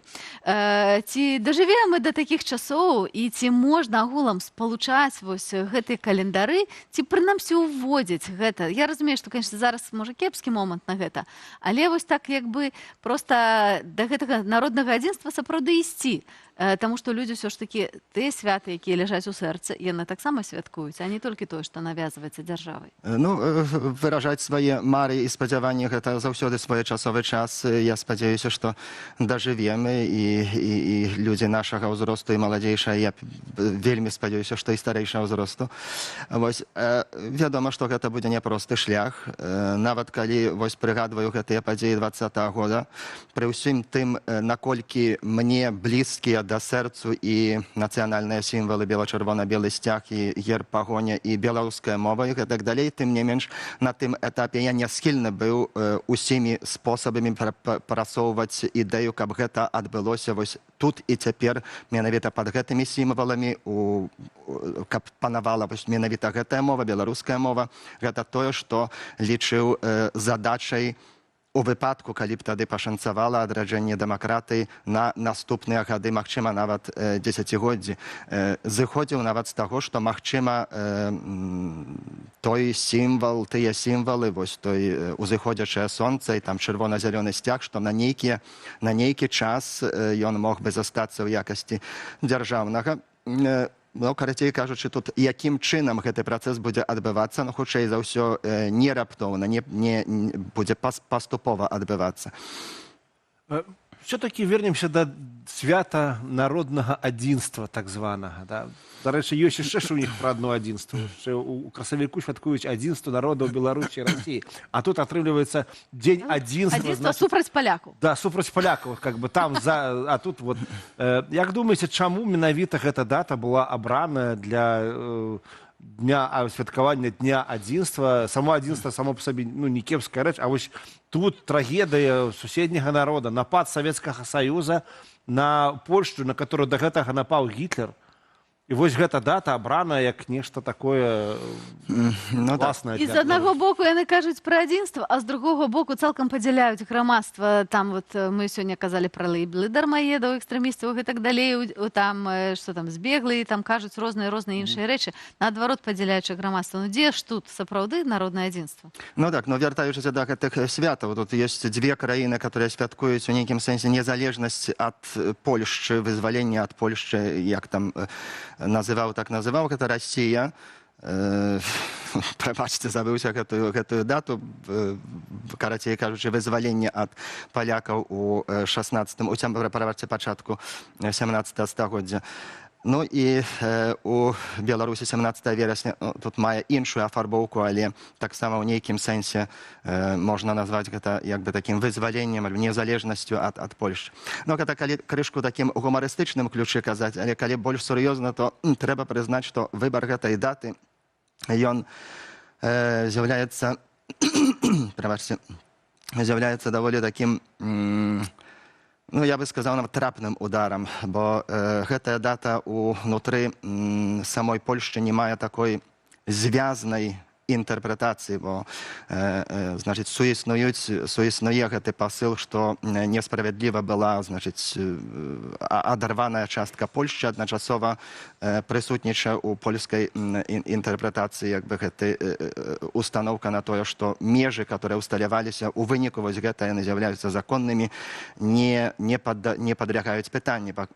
Нема тут такой адназначнасці і доўга не будзе. Гэта вельмі такая складанае пытанне і для самога польскага грамадства, і для дачыненняў беларуска-польскіх. Поэтому тут выбар Лукашэнкі, ён стаў такім, ну, ударом по таким неўральгічным пункце Польшчы, гэта адно. Ну, а другое, такая функцыя гэтай даты, што гэта, ну, культываванне вобразу знешняга ворагу. Гэта вось другая функцыя. Ну, але тут, каб не гучала гэта занадта дэпрэсіўна, то, ну, прыгадваю апытанні, гэта было яшчэ да ўстанаўлення 17 верасня дзяржаўным святам, 22-23 гады Чатам Хаус праводзіў апытанне. Значная частка проста ўвогуле як бы не асацыюе асабліва гэтай даты, а тыя, хто асацыююць, то хутчэй з чымсьці такім негатыўным, неадназначным. І не памятаю ўжо дакладна, але дзесьці ў раёне 17-25%, ну, лічыла, што, ну, можа быць гэта нейкім такім святам, нейкім такім важнай падзеяй, але значная частка грамадства на той момант гэта не ўспрымала як нешта такое знакавае, важнае для Беларусі, і не думаю, што асабліва ўзрасла гэта колькасць цяпер. Калі прааналізаваць дзяржаўны каляндар святаў, то мы бачым, што частка святаў звязаны з савецкай спадчынай. Частка святаў звязаны з гэтай нашай так званай саюзнай дзяржавай з Расіі. Частка штосьці прыдумкі вось Александра Лукашэнкі, як гэты дзень адзінства, чаго рэальна не хапае ў дзяржаўным календары зараз. Ну, значыць, зразумела. Свят у нас шмат. Трэба прызнаць, што і выходных багата. Ну так, ну чаго не хапае, канешне, тут я бы не ставіў пытанне, чаго не хапае, што варта было б замяніць, якія святы, на якія было б святы замяніць. Канешне, з майго пункту гледжання, думаю, нашага пункту гледжання на 25 сакавіка, ну, адназначна павінна быць дзяржаўным святам, ну, у якасці дзень волі. цалкам добрая і назва і вымярэнне ідэйнае вымярэнне гэта свята. У якасці дня незалежнасці так это не 3 ліпеня, тады калі ад адной чумы вызваліліся на карысць іншай чумы сталінскай дыктатуры і сталінскага тэрору. Мусіць быць нейкая іншая дата. Тут можна разважаць, якая тут была б аптымальна. Большасць альтэрнатыўных датаў былі б лепшымі. Ну і гэтыя два моманты, на маю думку, абавязкова падлягаюць перагляду. А такія даты, як там 7 кастрычніка, там напэўна, тым больш 17 верасня, яны проста падлягаюць скасаванню. Петр, вось размаўляем пра святы, і Аліна ўжо пра гэта трошкі казала, што у нас многіх святаў там па два раствы, два новыя гады там і гэтак далей. А ці гэта унікальная з'ява чыста беларуская? Ці ёсць яшчэ такія краіны ў свеце, дзе вось святкуюць там, напрыклад, раствы па 2 календарах? Так раптоўна то я не адкажу. Я падазрую, паколькі свет такі вялікі, я думаю, што можна знайсці нейкія такія аналагі. Але, як бы, каментуючы, уласна, наш беларускі кантэкст, у самім гэтым я не бачу чагосьці такога асабліва праблемнага. Таксама... Гэта не праблем, наадварот, адметнасць наша. Адметнасць, што гэта нават цікава, добра, ёсць чым ганарыцца. Так, ёсць і плюсы, і мінусы, канешне. Для некаторых гэта можа быць такой дэзарыентацыяй, так, пачынаючы ад самога правапіса беларускай мовы, тое, што існуе ў двух правапісах. Як мінімум у двух. Напэўна, як мінімум двух, так. Гэта, напэўна, не з'яўляецца унікальнай з'явай для Беларусі. Тут акурат Нарвегія з'яўляецца добрым аналагам, добрым прыкладам, дзе суіснуюць дзве мовы, дзве розныя мовы. У нейкай ступені ў Грэцыі таксама, хоць там гэтая ачышчаная грэцкая мова, скажем, такая тарашкевіца грэцкая, то яна вельмі слаба прысутнічае. Трошкі падобна, зрэшты, як і тарашкевіца ў карацей кажучы, тут, напэўна, не толькі гэтыя два аналагі можна прывесці. Што тычыцца там святаў, што адны афіцыйна, другія неафіцыйна святкуюцца. Каб па такіх фундаментальных пытаннях, тыпу Дзень незалежнасці, ці там Дзень вайсковай славы, альбо там савецкай арміі і марскога флота, то не... Мне здаецца, што это агулам вельмі захапляльная гісторыя, стварыць урэшце наш такі нацыянальны беларускі календар. Мы спрабавалі гэта рабіць у прадстаўніцтве нацыянальнага адраджэння, збіраючы розныя тыя святы, якія выводзяцца каранямі з нашай гісторыі, якія сапраўды маюць вельмі глыбокі для нас такі нацыянальны і народатворчы сэнс. Але, канешне, я разумею, што гэта праца, якая мусіць весціся глобальна, яна мусіць весціся сапраўды на дзяржаўным узроўні. Только тады гэта будзе мець, вось такое сапраўды вымярэнне практычнае. А пакуль, як бы, мы кожны на сваім узроўні можам выбіраць, што святкаваць. Святкаваць Дзень народнага адзінства, ці ўсё ж такі Дзень беларускай вайсковай славы, так, якія вельмі побач знаходзяцца ў календары 8 верасня і 17.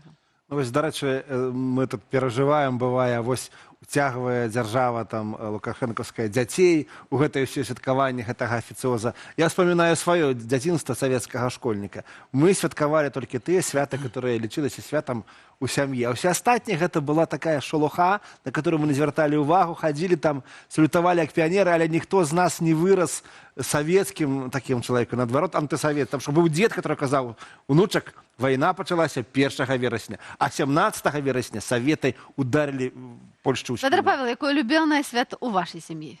У нашай сям'і... Ой, Боже, Петр, Боже. Абсолютно можа быць і Петр Павел. Так, это адзін і той жа дзень мы святкуем, поэтому можна зблытаць.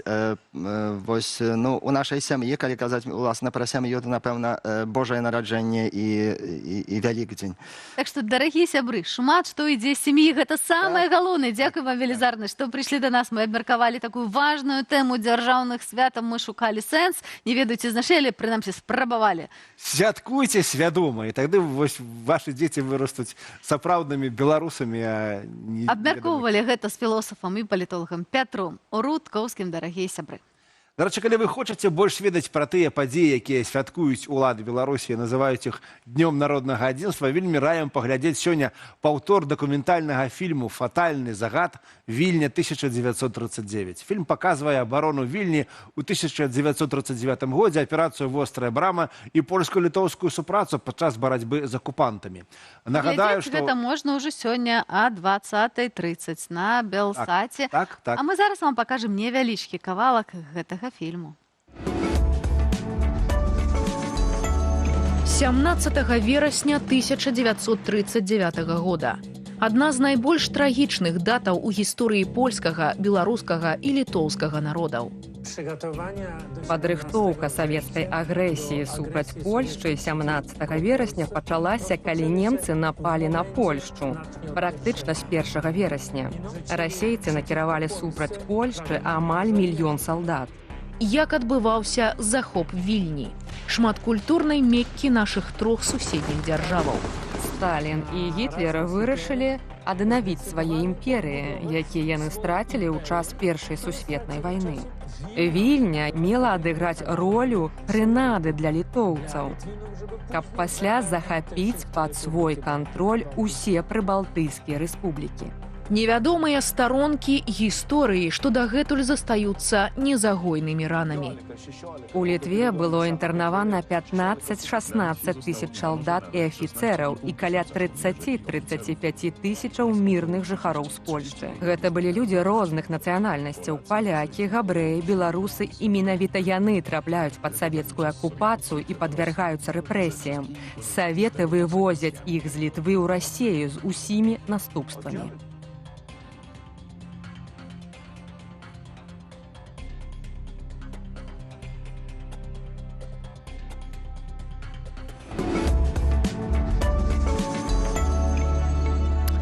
На Белсаце мы вельмі любім паказваць вам добры дакументальны кіно, таму раім паглядзець «Фатальны загад. Вільня 1939» ужо сёння. А мы працягнем гэтую вельмі ўдзячную тэму кіно, беларускага кіно. Так, і зараз мы пагаворым пра беларускае кіно, дакладней пра тое, як зрабіць уласны фільм, калі ў цябе няма на гэта грошай. І у нас у гасцях рэжысёрка Ліза Чэрнікі. Вось якраз яна ведае, як гэта зрабіць. Ліза, это падаецца немагчымым, але мы разумеем, што беларусаў няма рэчаў немагчымым, і калі вельмі хочацца, то, напэўна, знойдзецца, як гэта зрабіць. Ну вось, раскажы сваю гісторыю, як нараджаецца ваш фільм. Здымкі яшчэ, я так разумею, не пачаліся. Не, они уже были. А, уже былі? Вы уже все сняли? Да. Цудоўна. Тады давай пачнем ад пачатку. Як давесці ад ідэі да рэалізацыі? Зараз, я так разумею, постпрадукцыя у вас ідзе. Так, і фактычна ўжо хутка будзе фільм, на які грошай не было. Мы ўвесь час кажам, няма грошай на культуру, няма беларускага інстытуту кіно. А Ліза захацела і знайшла. А Ліза захацела і знайшла. Дзе шукала? Ой, ну если бы все было так просто. На самом деле, просто вот у меня родилась идея, что я хочу снять фильм. Я прихожу к своей команде и говорю: ребята, давайте снимать фильм. И они говорят: Лиз, ну у нас нет денег. Я говорю: как будто я не знала. И мы начинаем думать какие-то варианты, начинаем искать какие-то гранты и понимаем, что наша сильная сторона — это... Простите, это очень быстро снимать кино. У нас уже было несколько коротких метров, которые мы снимали за очень сжатые сроки, потому что... Очень сжатые сроки — это кольки? 2. Ого-го. Вот. И... Тому мы решили, что нам нужно как можно быстрее деньги. Почему-то богатых спонсоров на дороге не валялось, и пришлось искать деньги через краудфандинг. Мы тогда не знали ни одного кейса, где такое уже было из белорусских фильмов, что кто-то пришел, попросил денег у людей, и им дали. Поэтому ребята из моей команды на меня посмотрели и сказали, типа: Лиз, ну, что? А на Белсат вы не пришли, до речи? А вы зовите. Приходите, приходите. А где шукала? На какой платформе? Мы пошли через Гронку. И... Это белорусская краудфандинговая платформа. Да, очень классные ребята, вообще очень сильно их люблю. И сделали сбор, сняли несколько видео. Эти видео очень сильно разлетелись по социальным сетям. Они там в сумме, наши промо-видео набрали я сейчас уже не помню, но где-то, наверное, 500 000 охватов. И мы сидели с командой, просто не ожидали. Мы думали, ну сейчас там 3 человека, наши мамы, бабушки, посмотрят это, закинут по 3 рубля. А в итоге мы собрали больше 5000 евро и сняли кино. Карацей, ваш моцны бок – гэта суперпрамоцыя і класная ідэя для фільма. Давай расскажем, пра што будзе фільм. Фильм будет про парня, молодого, 25-летнего, который живет со своим дедушкой. Они живут вдвоем, больше никого из семьи нет. И 2 года назад у них умерла бабушка, и дед начал болеть деменцией. Внук начал за ним ухаживать. Это драма. Внук начал за ним ухаживать, и в один прекрасный или не очень день, в сентябре 2022 года, к нему приходит повестка. Это как раз-таки мобилизация в России, война с Украиной, и очень многие белорусы в тот момент тоже испугались, и потому что боялись, что, может, Беларусь войдет в войну тоже, и уезжали. И вот наш герой принимает решение идти в армию в очень нестабильное время, когда что-то может произойти, или уехать из страны. И вот на этом строится и весь сюжет. Так, асабістая драма раздрай, што рабіць. Гэта на рэальных падзеях? Не будем раскрываць. Не будем. Выбор маральны нашага героя, але давай раскрыем сам працэс. Як вы здымалі гэты фільм, здымалі ў Вільні. У Вильне, так. Ну, главное, что стоит сказать, что у нас в команде было около 20 человек, где каждый человек работал абсолютно бесплатно. Мы снимали его 4 дня. Смены были ужасные, да простят меня моя команда. Там было 17, 17, 17, 24 часа. Мы все работали просто на убой, не пили, не ели, не спали. Оператор в последний день засыпал вот так вот с камерой, прямо с видеокамеры. Но я безумно благодарна всем ребятам, и для меня это невероятная ценность, и все еще невероятное удивление, как люди готовы просто днями тратить свое время за идею и больше ни за что. Потому что все деньги, которые мы собрали, мы потратили на продакшн. То бишь это техника, локация, логистика и все остальное. Як ты добилася от такой працаздольнасці вось ад людзей? Ходила с таким мегафоном «Работать!» И яшчэ не платила им. Вот так, это трэба уметь. Ну, на самом деле, просто все очень загорелись этой идеей, всем хотелось тоже сделать что-то большее, потому что наша финальная цель — это отправить этот фильм на европейские фестивали и где-то засветиться, взять какие-то награды, чтобы дальше развиваться. Вот. Поэтому, когда у людей есть какая-то большая, высшая цель, то, честно говоря, это даже приятнее работать, чем за деньги. Я, когда сейчас на последних съемках работала за деньги, я сидела и думала: скорее бы смена закончилась, уже домой очень хочется, какая тут задержка, можно уже домой. А когда ты снимаешь свое кино, ты думаешь: я хоть до утра, хоть еще 4 дня здесь просижу, и пока мы не снимем идеально, мы не расходимся. Бо вось этот творчы энтузіазм усіх вас аб'яднаў для того, каб стварыць класную гісторыю. А я чуў, што у основе гэтай гісторыі твоя асабістая нейкая гісторыя? Так, мне повестка не приходила, слава богу, но у меня дедушка тоже болел перед смертью деменцией, и поэтому сама тема деменции мне очень близка, и вот как раз-таки вот эта история про то, как у людей очень путается время в голове, мне показалось очень классным фоном для кризисной истории, которую мы раскрываем в нашем фильме. Вот, поэтому, ну да, даже есть кусочек, эпизод в фильме, который списан прям с моего деда, потому что когда он уже был в достаточно таком тяжелом состоянии, он уже пару лет не сильно выходил из дома самостоятельно, в какой-то день он сбежал из дома, он надел свой парадный костюм, и исчез. И моя мама там по всему району бегала, его искала. Дед нашелся на детском стадионе в пиджаке, в костюме, с газетой. Он нашел объявление в газете о работе и начал устраиваться на работу, чтобы купить моей маме квартиру. Ну, естественно, он там никому не позвонил, он все это себе выдумал, но сам факт того, что человеку было уже очень-очень много лет, а он все равно вот что-то себе придумал и решил, что сейчас пойдет работать. Кранальная гісторыя. Вельмі кранальная гісторыя. Ліза, а як шукалі актораў? Быў нейкі адмысловы кастынг? Я так разумею, што агулам беларуская кінематаграфія, вось гэтая сфера, яна не вельмі вялікая. У нас не так шмат рэжысёраў, не так шмат актораў. Вось наколькі лёгка было закрыць і знайсці сапраўды ідэальных актораў на ролі, якія ты придумала? Насамрэч, актер, который играет внука, я о нем думала с 2022 года, потому что идея мне пришла в 2022 году, и я прям сразу знала, кто это будет. Это Алексей, он играл еще в фильме «2» Лады Синяковой.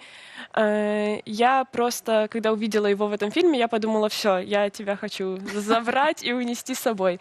А главного героя на роль деда мы искали прям долго. И тут нужно как бы уточнить то, что у нас весь фильм на белорусском, и нам нужно найти очень взрослого белорусскомовного актера в Вильнюсе, и это тяжело.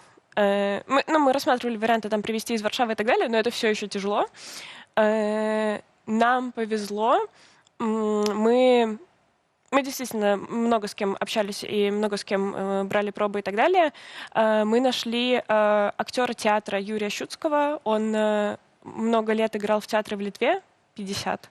Но до этого он несколько лет играл в театре в Беларуси и отучился в Беларуси, поэтому он как бы знал белорусский язык. Вот так. Трэба шукаць далёка, але знайсці рэквізіты для такого фільма таксама непроста. Напрыклад, тэлевізор «Гаризон» — это не такая простая штука ў сучасным свеце. Где добыли? Где набыли? Як привезли? Рассказывай. Вообще, эту историю должен рассказывать наш продюсер, но он, к сожалению, не тут. Наш фильм называется «Горизонт». В том числе потому, что главный герой нашего фильма, дед, раньше работал инженером на заводе «Горизонт». А «Горизонт» вам доплатил за рекламу? Если бы заплатил, возможно, вы бы не заметили. Вот. И... Ну да, и нам для кадра обязательно телевизор «Горизонт». Я говорю своим реквизиторам, нам нужен телевизор «Горизонт». Они говорят, Лиза, какой «Горизонт»? Я говорю, «Горизонт». И они говорят, можно переклеить буквы? Я говорю, «Горизонт». И мы начали искать на литовских барахолках, на польских барахолках, на латвийских барахолках, и нигде нету «Горизонта». Решили, что нужно везти из Беларуси. Ну, а это достаточно странно для пограничников, когда молодой парень едет с вот таким вот горизонтом. Он там со своим знакомым ехал на машине. Естественно, их начали подозревать, что в горизонте спрятаны наркотики. Я что-то тут нечисто. Да, что-то там начали обыскивать. Он мне уже там пишет, что, возможно, у нас проблемы. Я говорю... Ну, ты хотя бы там живым доедь до Литвы. В общем, все получилось, но, да, там история потрясающая. Слухай, ну а вось давай поговорим трошки про гроши, да? Собрали на краундфандинговой платформе.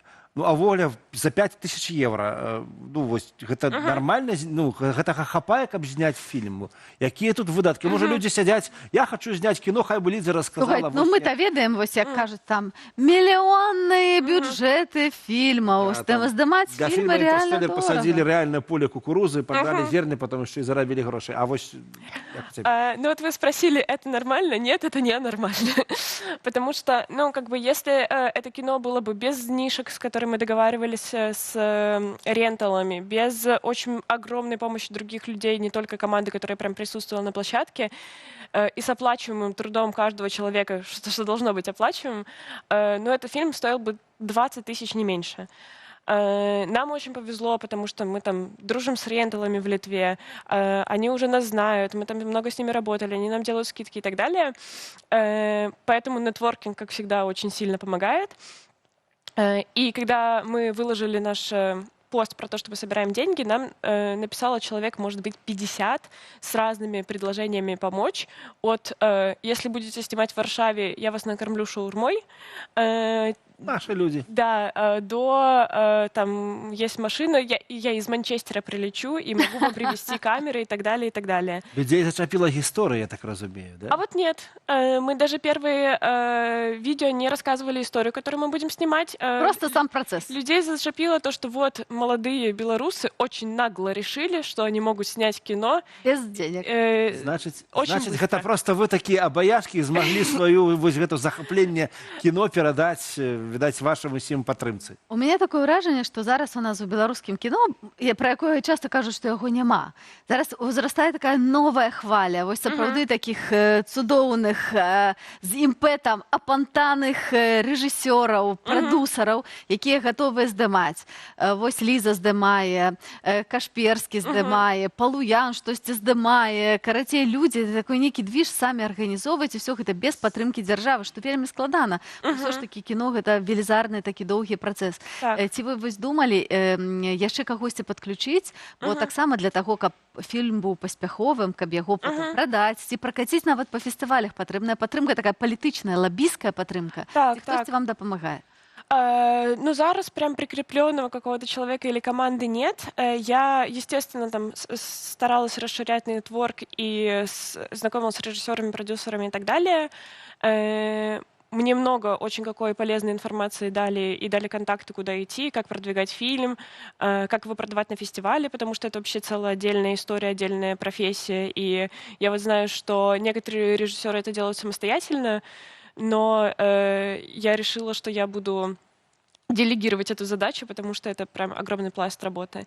Вот. А что насчет индустрии? Действительно, как института его не существует, но все еще есть комьюнити, и мы очень много кто друг друга знаем. Я достаточно молодая режиссерка, поэтому я вот только-только захожу в это комьюнити, со всеми знакомлюсь и очень рада вообще с кем-либо налаживать связи. Ну и да, и пока что мне это ощущается про какую-то большую поддержку, потому что не про конкуренцию, а про поддержку, потому что мы все понимаем, что поле настолько выжжено, что мы, наоборот, друг друга подтягиваем, мы, наоборот, друг друга вытаскиваем. Вот то, что там Юра показал свой фильм на Берлинале, и белорусский фильм показали на Берлинале, меня это очень сильно вдохновляет, чтобы продолжать дальше работать. И я считаю, что таким образом Юра подтянул внимание в целом к белорусским фильммейкерам. Лиза, где и калі поглядеть кино можно? Да. Пока что ситуация такая, что мы его доделываем. Процесс постпродакшена не быстрый, но дальше мы планируем около года покатать его по фестивалям, отправить на разные европейские фестивали. Наверное, пока что не самые большие, это не будет там Берлинале, Канны и так далее. Просто попробовать, понащупывать, как вообще реагируют зрители, возможно, что-то где-то немножечко менять. Мы даже делали две версии фильма. В одной, где слышен телефонный разговор и субтитрами будет переводиться, где будет больше контекста для иностранных зрителей, и для белорусов там не будет этого текста, потому что и так все понятно. Вот. Поэтому в ближайший год, наверное, в открытом доступе фильма не будет. Через год, я думаю, что мы его опубликуем и поделимся. Тогда мы вас одразу запрашаем на Белсат, мы з задаволеннем. Таксама, я думаю, покажем ваш фильм, тому что мы сапраўды разумеем, что вельмі важно падтрымліваць наше беларускае кино. Что? У меня есть питание на финал. Нема часу. Коротенькое. Новое кино уже есть? Задумала? Думаю, есть. Добро.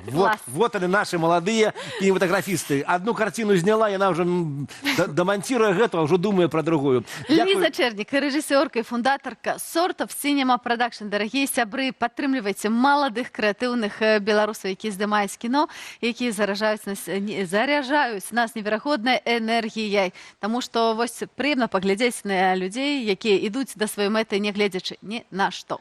Самое галоўнае, што гісторыя быццам бы такая складаная і цяжкая, але яна вельмі чалавечная. Напрыклад, мяне вельмі натхніла тое, пра што расказвала Ліза, і як яны знімалі, і як яны працуюць, і малайцы проста. Хай такое беларускае кіно будзе. І будзем паказваць. І будзем паказваць на Белсаце, таксама хорошае кіно. А зараз мы вам пакажам, што сёння у нас таксама ёсць што паглядзець. Калі ласка.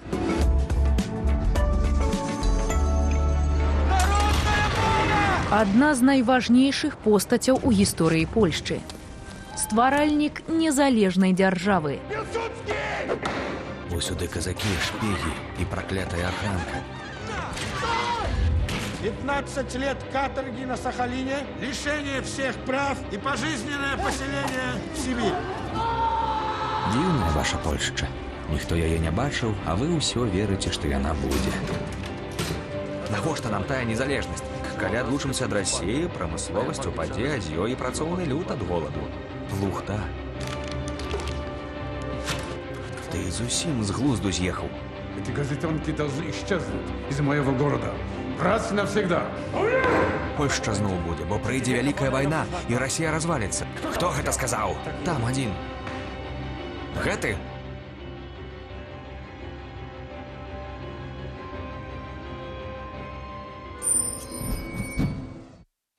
Валера уже тут, мы яго знайшлі, ён хаваўся, але уже тут. Накопал нам соцсеток чего-то там. Не соседок, я все сидел и переписывался, листовался с нашими комментаторами, глядачами. А где пишут? Не в соцсетках? Напишут у Ютубе, дорогие ты мой Анатоль. А Ютуб так само соцсетка. Караці, ну что пишут? Мне цікаво, бо я сьогодні не поспела. Говорим про розное, и про кино говорим, и про 17 вересня. Там дошло до того, что 17 вересня пошли змагаться с дармоедами. Короче, все покручасто. А про кофту твою шоколадную, мою кашулю шоколадную. Про кофту только ты мне вот за кадром и весь час повторяешь. Ну давай, ну расскажи про комментарии. Добре, про дармоедов, вот еще вернемся трошечки до такого социального все-таки. Ну, пишут, что так и есть свой, что людей звольняют до этого часу за подписи, за комментарии в Телеграм, примушают звольняться, потом не берусь нигде нават за копейки працаваць, то бок мы с нашими комментаторами пришли до того, что улады самыя ствараюць вось гэтых так званых дармаедаў, і потым яшчэ іх дадаткова рэпрэсуюць, і все вось так пагадзіліся, што самыя праблемы ў нас ствараюць, як бы, і вось такое. Я хочу пакуль перадаць прывітанне маім всім любімым чатланам. Сафійка, Шпаркі Вожык, Кветачка, хто там сёння яшчэ быў у чаце, караці, дарагі сябры, мы вельмі заўсёды рады, што вы з намі. Ну, яшчэ пачытай. Добра.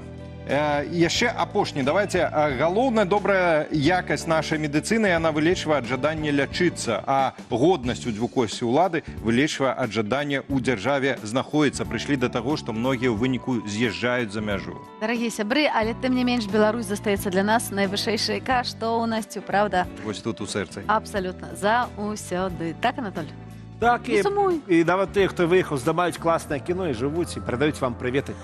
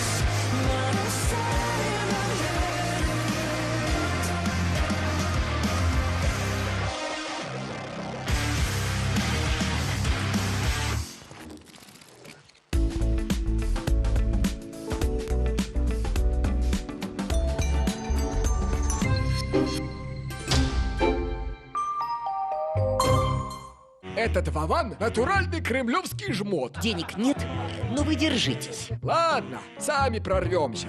Где они бабки берут? Где-то же их раздают.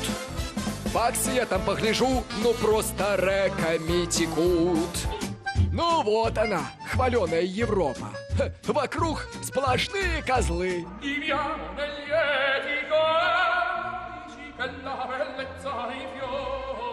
Стоп, стоп, стоп! Это что за чушь вы поете? Господа евродепутаты, я вам объясню, что такое демократия.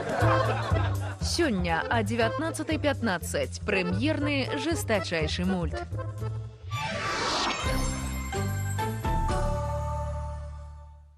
Чыноўнікі, службоўцы, падхалімы ды стукачы. Дрыжыце, да вас ідзе ён. Кто это?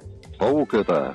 Паук, пошел ты знаешь куда, паук. Оставь меня в покое. Чем измеряется патриотизм? Любовью к родине. А как померить любовь? А любовь неизмерима. Галоўны жартаўнік, правакатар ды троль выходзіць на чарговае паляванне. В работе с гражданами и должностными лицами сотрудник должен проявлять терпение, вежливость. Да пошел ты, чудовище! Но, что ты звонишь сюда? Закрыл рот свой поганый, привет передай мне, чмошник. Хто трапіцца ў ягонае павуцінне гэтым разам? Когда-нибудь мы с вами лично пообщаемся. Я думаю, очень предметно и детально обсудим все ваши выходки, правонарушения и преступления. Шухер-шоу ад Андрэя Павука. Прэм'ера заўтра о 21:45.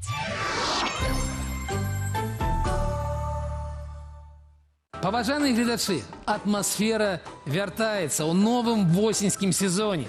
Штотыдзень, па панядзелках, усё самае цікавае і абсурднае з палёў беларускай эканомікі. Паехалі! Атмасфера з Александром Кныровичем. У панядзелак о 20:00 гадзіне менскага часу.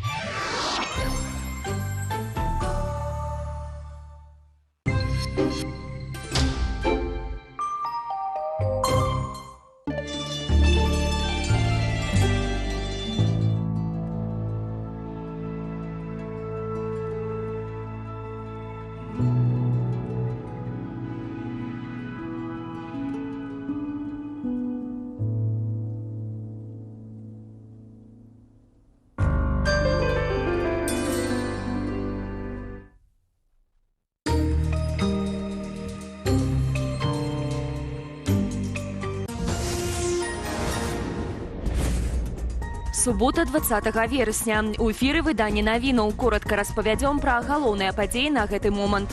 Міжнародны алімпійскі камітэт прыняў канчатковую пастанову адносна беларускіх спартсменаў. Яны змогуць браць удзел у зімовай алімпіядзе ў Мілане ў наступным годзе. Праўда, у нейтральным статусе. У паведамленні МАК гаворыцца, што для беларускіх і расійскіх спартоўцаў будуць выкарыстоўвацца умовы допуску, зацверджаныя перад парыжскай леташняй алімпіядай. Тады да ўдзелу ў гульнях дапусцілі індывідуальных алімпійцаў з пашпартамі Беларусі ці Расіі, але выступаць яны маглі пад алімпійскім сцягам. Пад забарону трапілі спартоўцы і дапаможны персанал, якія падтрымліваюць вайну Расіі супраць Украіны або маюць кантакты з войскам ці сілавымі структурамі. Пры гэтым міжнародныя федэрацыі біятлону, лыжнага спорту і хакею не дапусцяць нашых суайчыннікаў да алімпіяды, нават у нейтральным статусе. Таким чынам мы пастанавілі, што ўсё застанецца без зменаў. Група, створаная для Парыжу, працягне працу. Мы будзем мець групу індывідуальных нейтральных атлетаў, якая будзе супрацоўнічаць з міжнароднымі федэрацыямі. Мы палічылі, што цяпер самым справядлівым будзе захаваць усё як ёсць. У Беларусі могуць ускладніць правілы для інтэрнэт-гандлю. Адпаведныя змены прапісалі ў праекце закону аб удасканаленні спажывецкага рынку. Яго вынеслі на грамадскае абмеркаванне. У прыватнасці, звесткі ўсіх гандляроў у сеціве хочуць унесці ў гандлёвы рэестр. Замежныя інтэрнэт-пляцоўкі змогуць працаваць у нашай краіне толькі пасля адкрыцця беларускай юрыдычнай асобы. Акрамя таго, Міністэрства гандлю і антыманапольнага рэгулявання зможа блакаваць платформы за парушэнні, а ўласнікі будуць абавязаныя ўзгадняць з дзяржаўнымі органамі пералік тавараў і падтрымліваць заяўлены асартымент. Неабходныя змены ў чыноўнікі тлумачаць рэзкім ростам колькасці інтэрнэт-крамаў. За 5 гадоў іх колькасць вырасла ў 2,5 разу і дасягнула 31 000. Абмеркаванне дакументу будзе працягвацца да 29 верасня. З надыходам восені беларусы сталі часцей хварэць на прастуды і вірусныя інфекцыі. Медыкі адзначаюць рост зваротаў у паліклінікі, але запэўніваюць, што сітуацыя застаецца пад кантролем. Маўляў, эпідэмічнага парогу краіна не дасягнула, а таму ніякіх дадатковых абмежаванняў уводзіць не будуць. Паводле Міністэрства здароўя найчасцей беларусам дыягнастуюць рынавірусы, адэнавірусы, а таксама новы штам каранавіруса стратус. У ведомстве заклікаюць прытрымлівацца прафілактычных захадаў, мыць рукі, пазбягаць натоўпу, умацоўваць імунітэт, а пры першых сімптомах прастуды заставацца ўдома. Таксама беларусам раюць прайсці вакцынацыю супраць грыпу С, што запланаваная на кастрычнік-лістапад. Белсат дапаможа сваім вызваленым з турмаў калегам. Гэтак пастанавіла адміністрацыя каналу, паведаміла кіраўніца беларускай рэдакцыі Аліна Кушык. Яна распавяла, што ўсім 8 белсатаўцам, якіх пасля перамоваў Лукашэнкі з пасланнікамі Трампа адпусцілі і выставілі за межы Беларусі, прапануюць працу і магчымасць рэабілітацыі. Усім тым нашым калегам, які працягнуць сваю працу ў журналістыцы і захочуць вярнуцца, то, канешне ж, дзверы ў Белсат заўсёды адчынены. Мы прапануем ім умову на працу, прапануем сацыяльны пакет з вельмі канкрэтнай фінансавай дапамогай, таксама медыцынскую страхоўку і дапамогу ў легалізацыі. Усё тое, што дапаможа ім у першы месяц адчуць сябе тут упэўнена. Больш за тое, тэлебачанне здыме для нашых супрацоўнікаў кватэру на цэлы год, каб яны маглі сябе адчуваць спакойна і утульна і спачатку пачаць думаць пра будучыню перад тым, як трэба будзе вырашаць вельмі шмат праблемаў. Расія парушыла паветраную прастору адразу 2 краінаў НАТО – Польшчы і Эстоніі. Апошняя запытала кансультацыю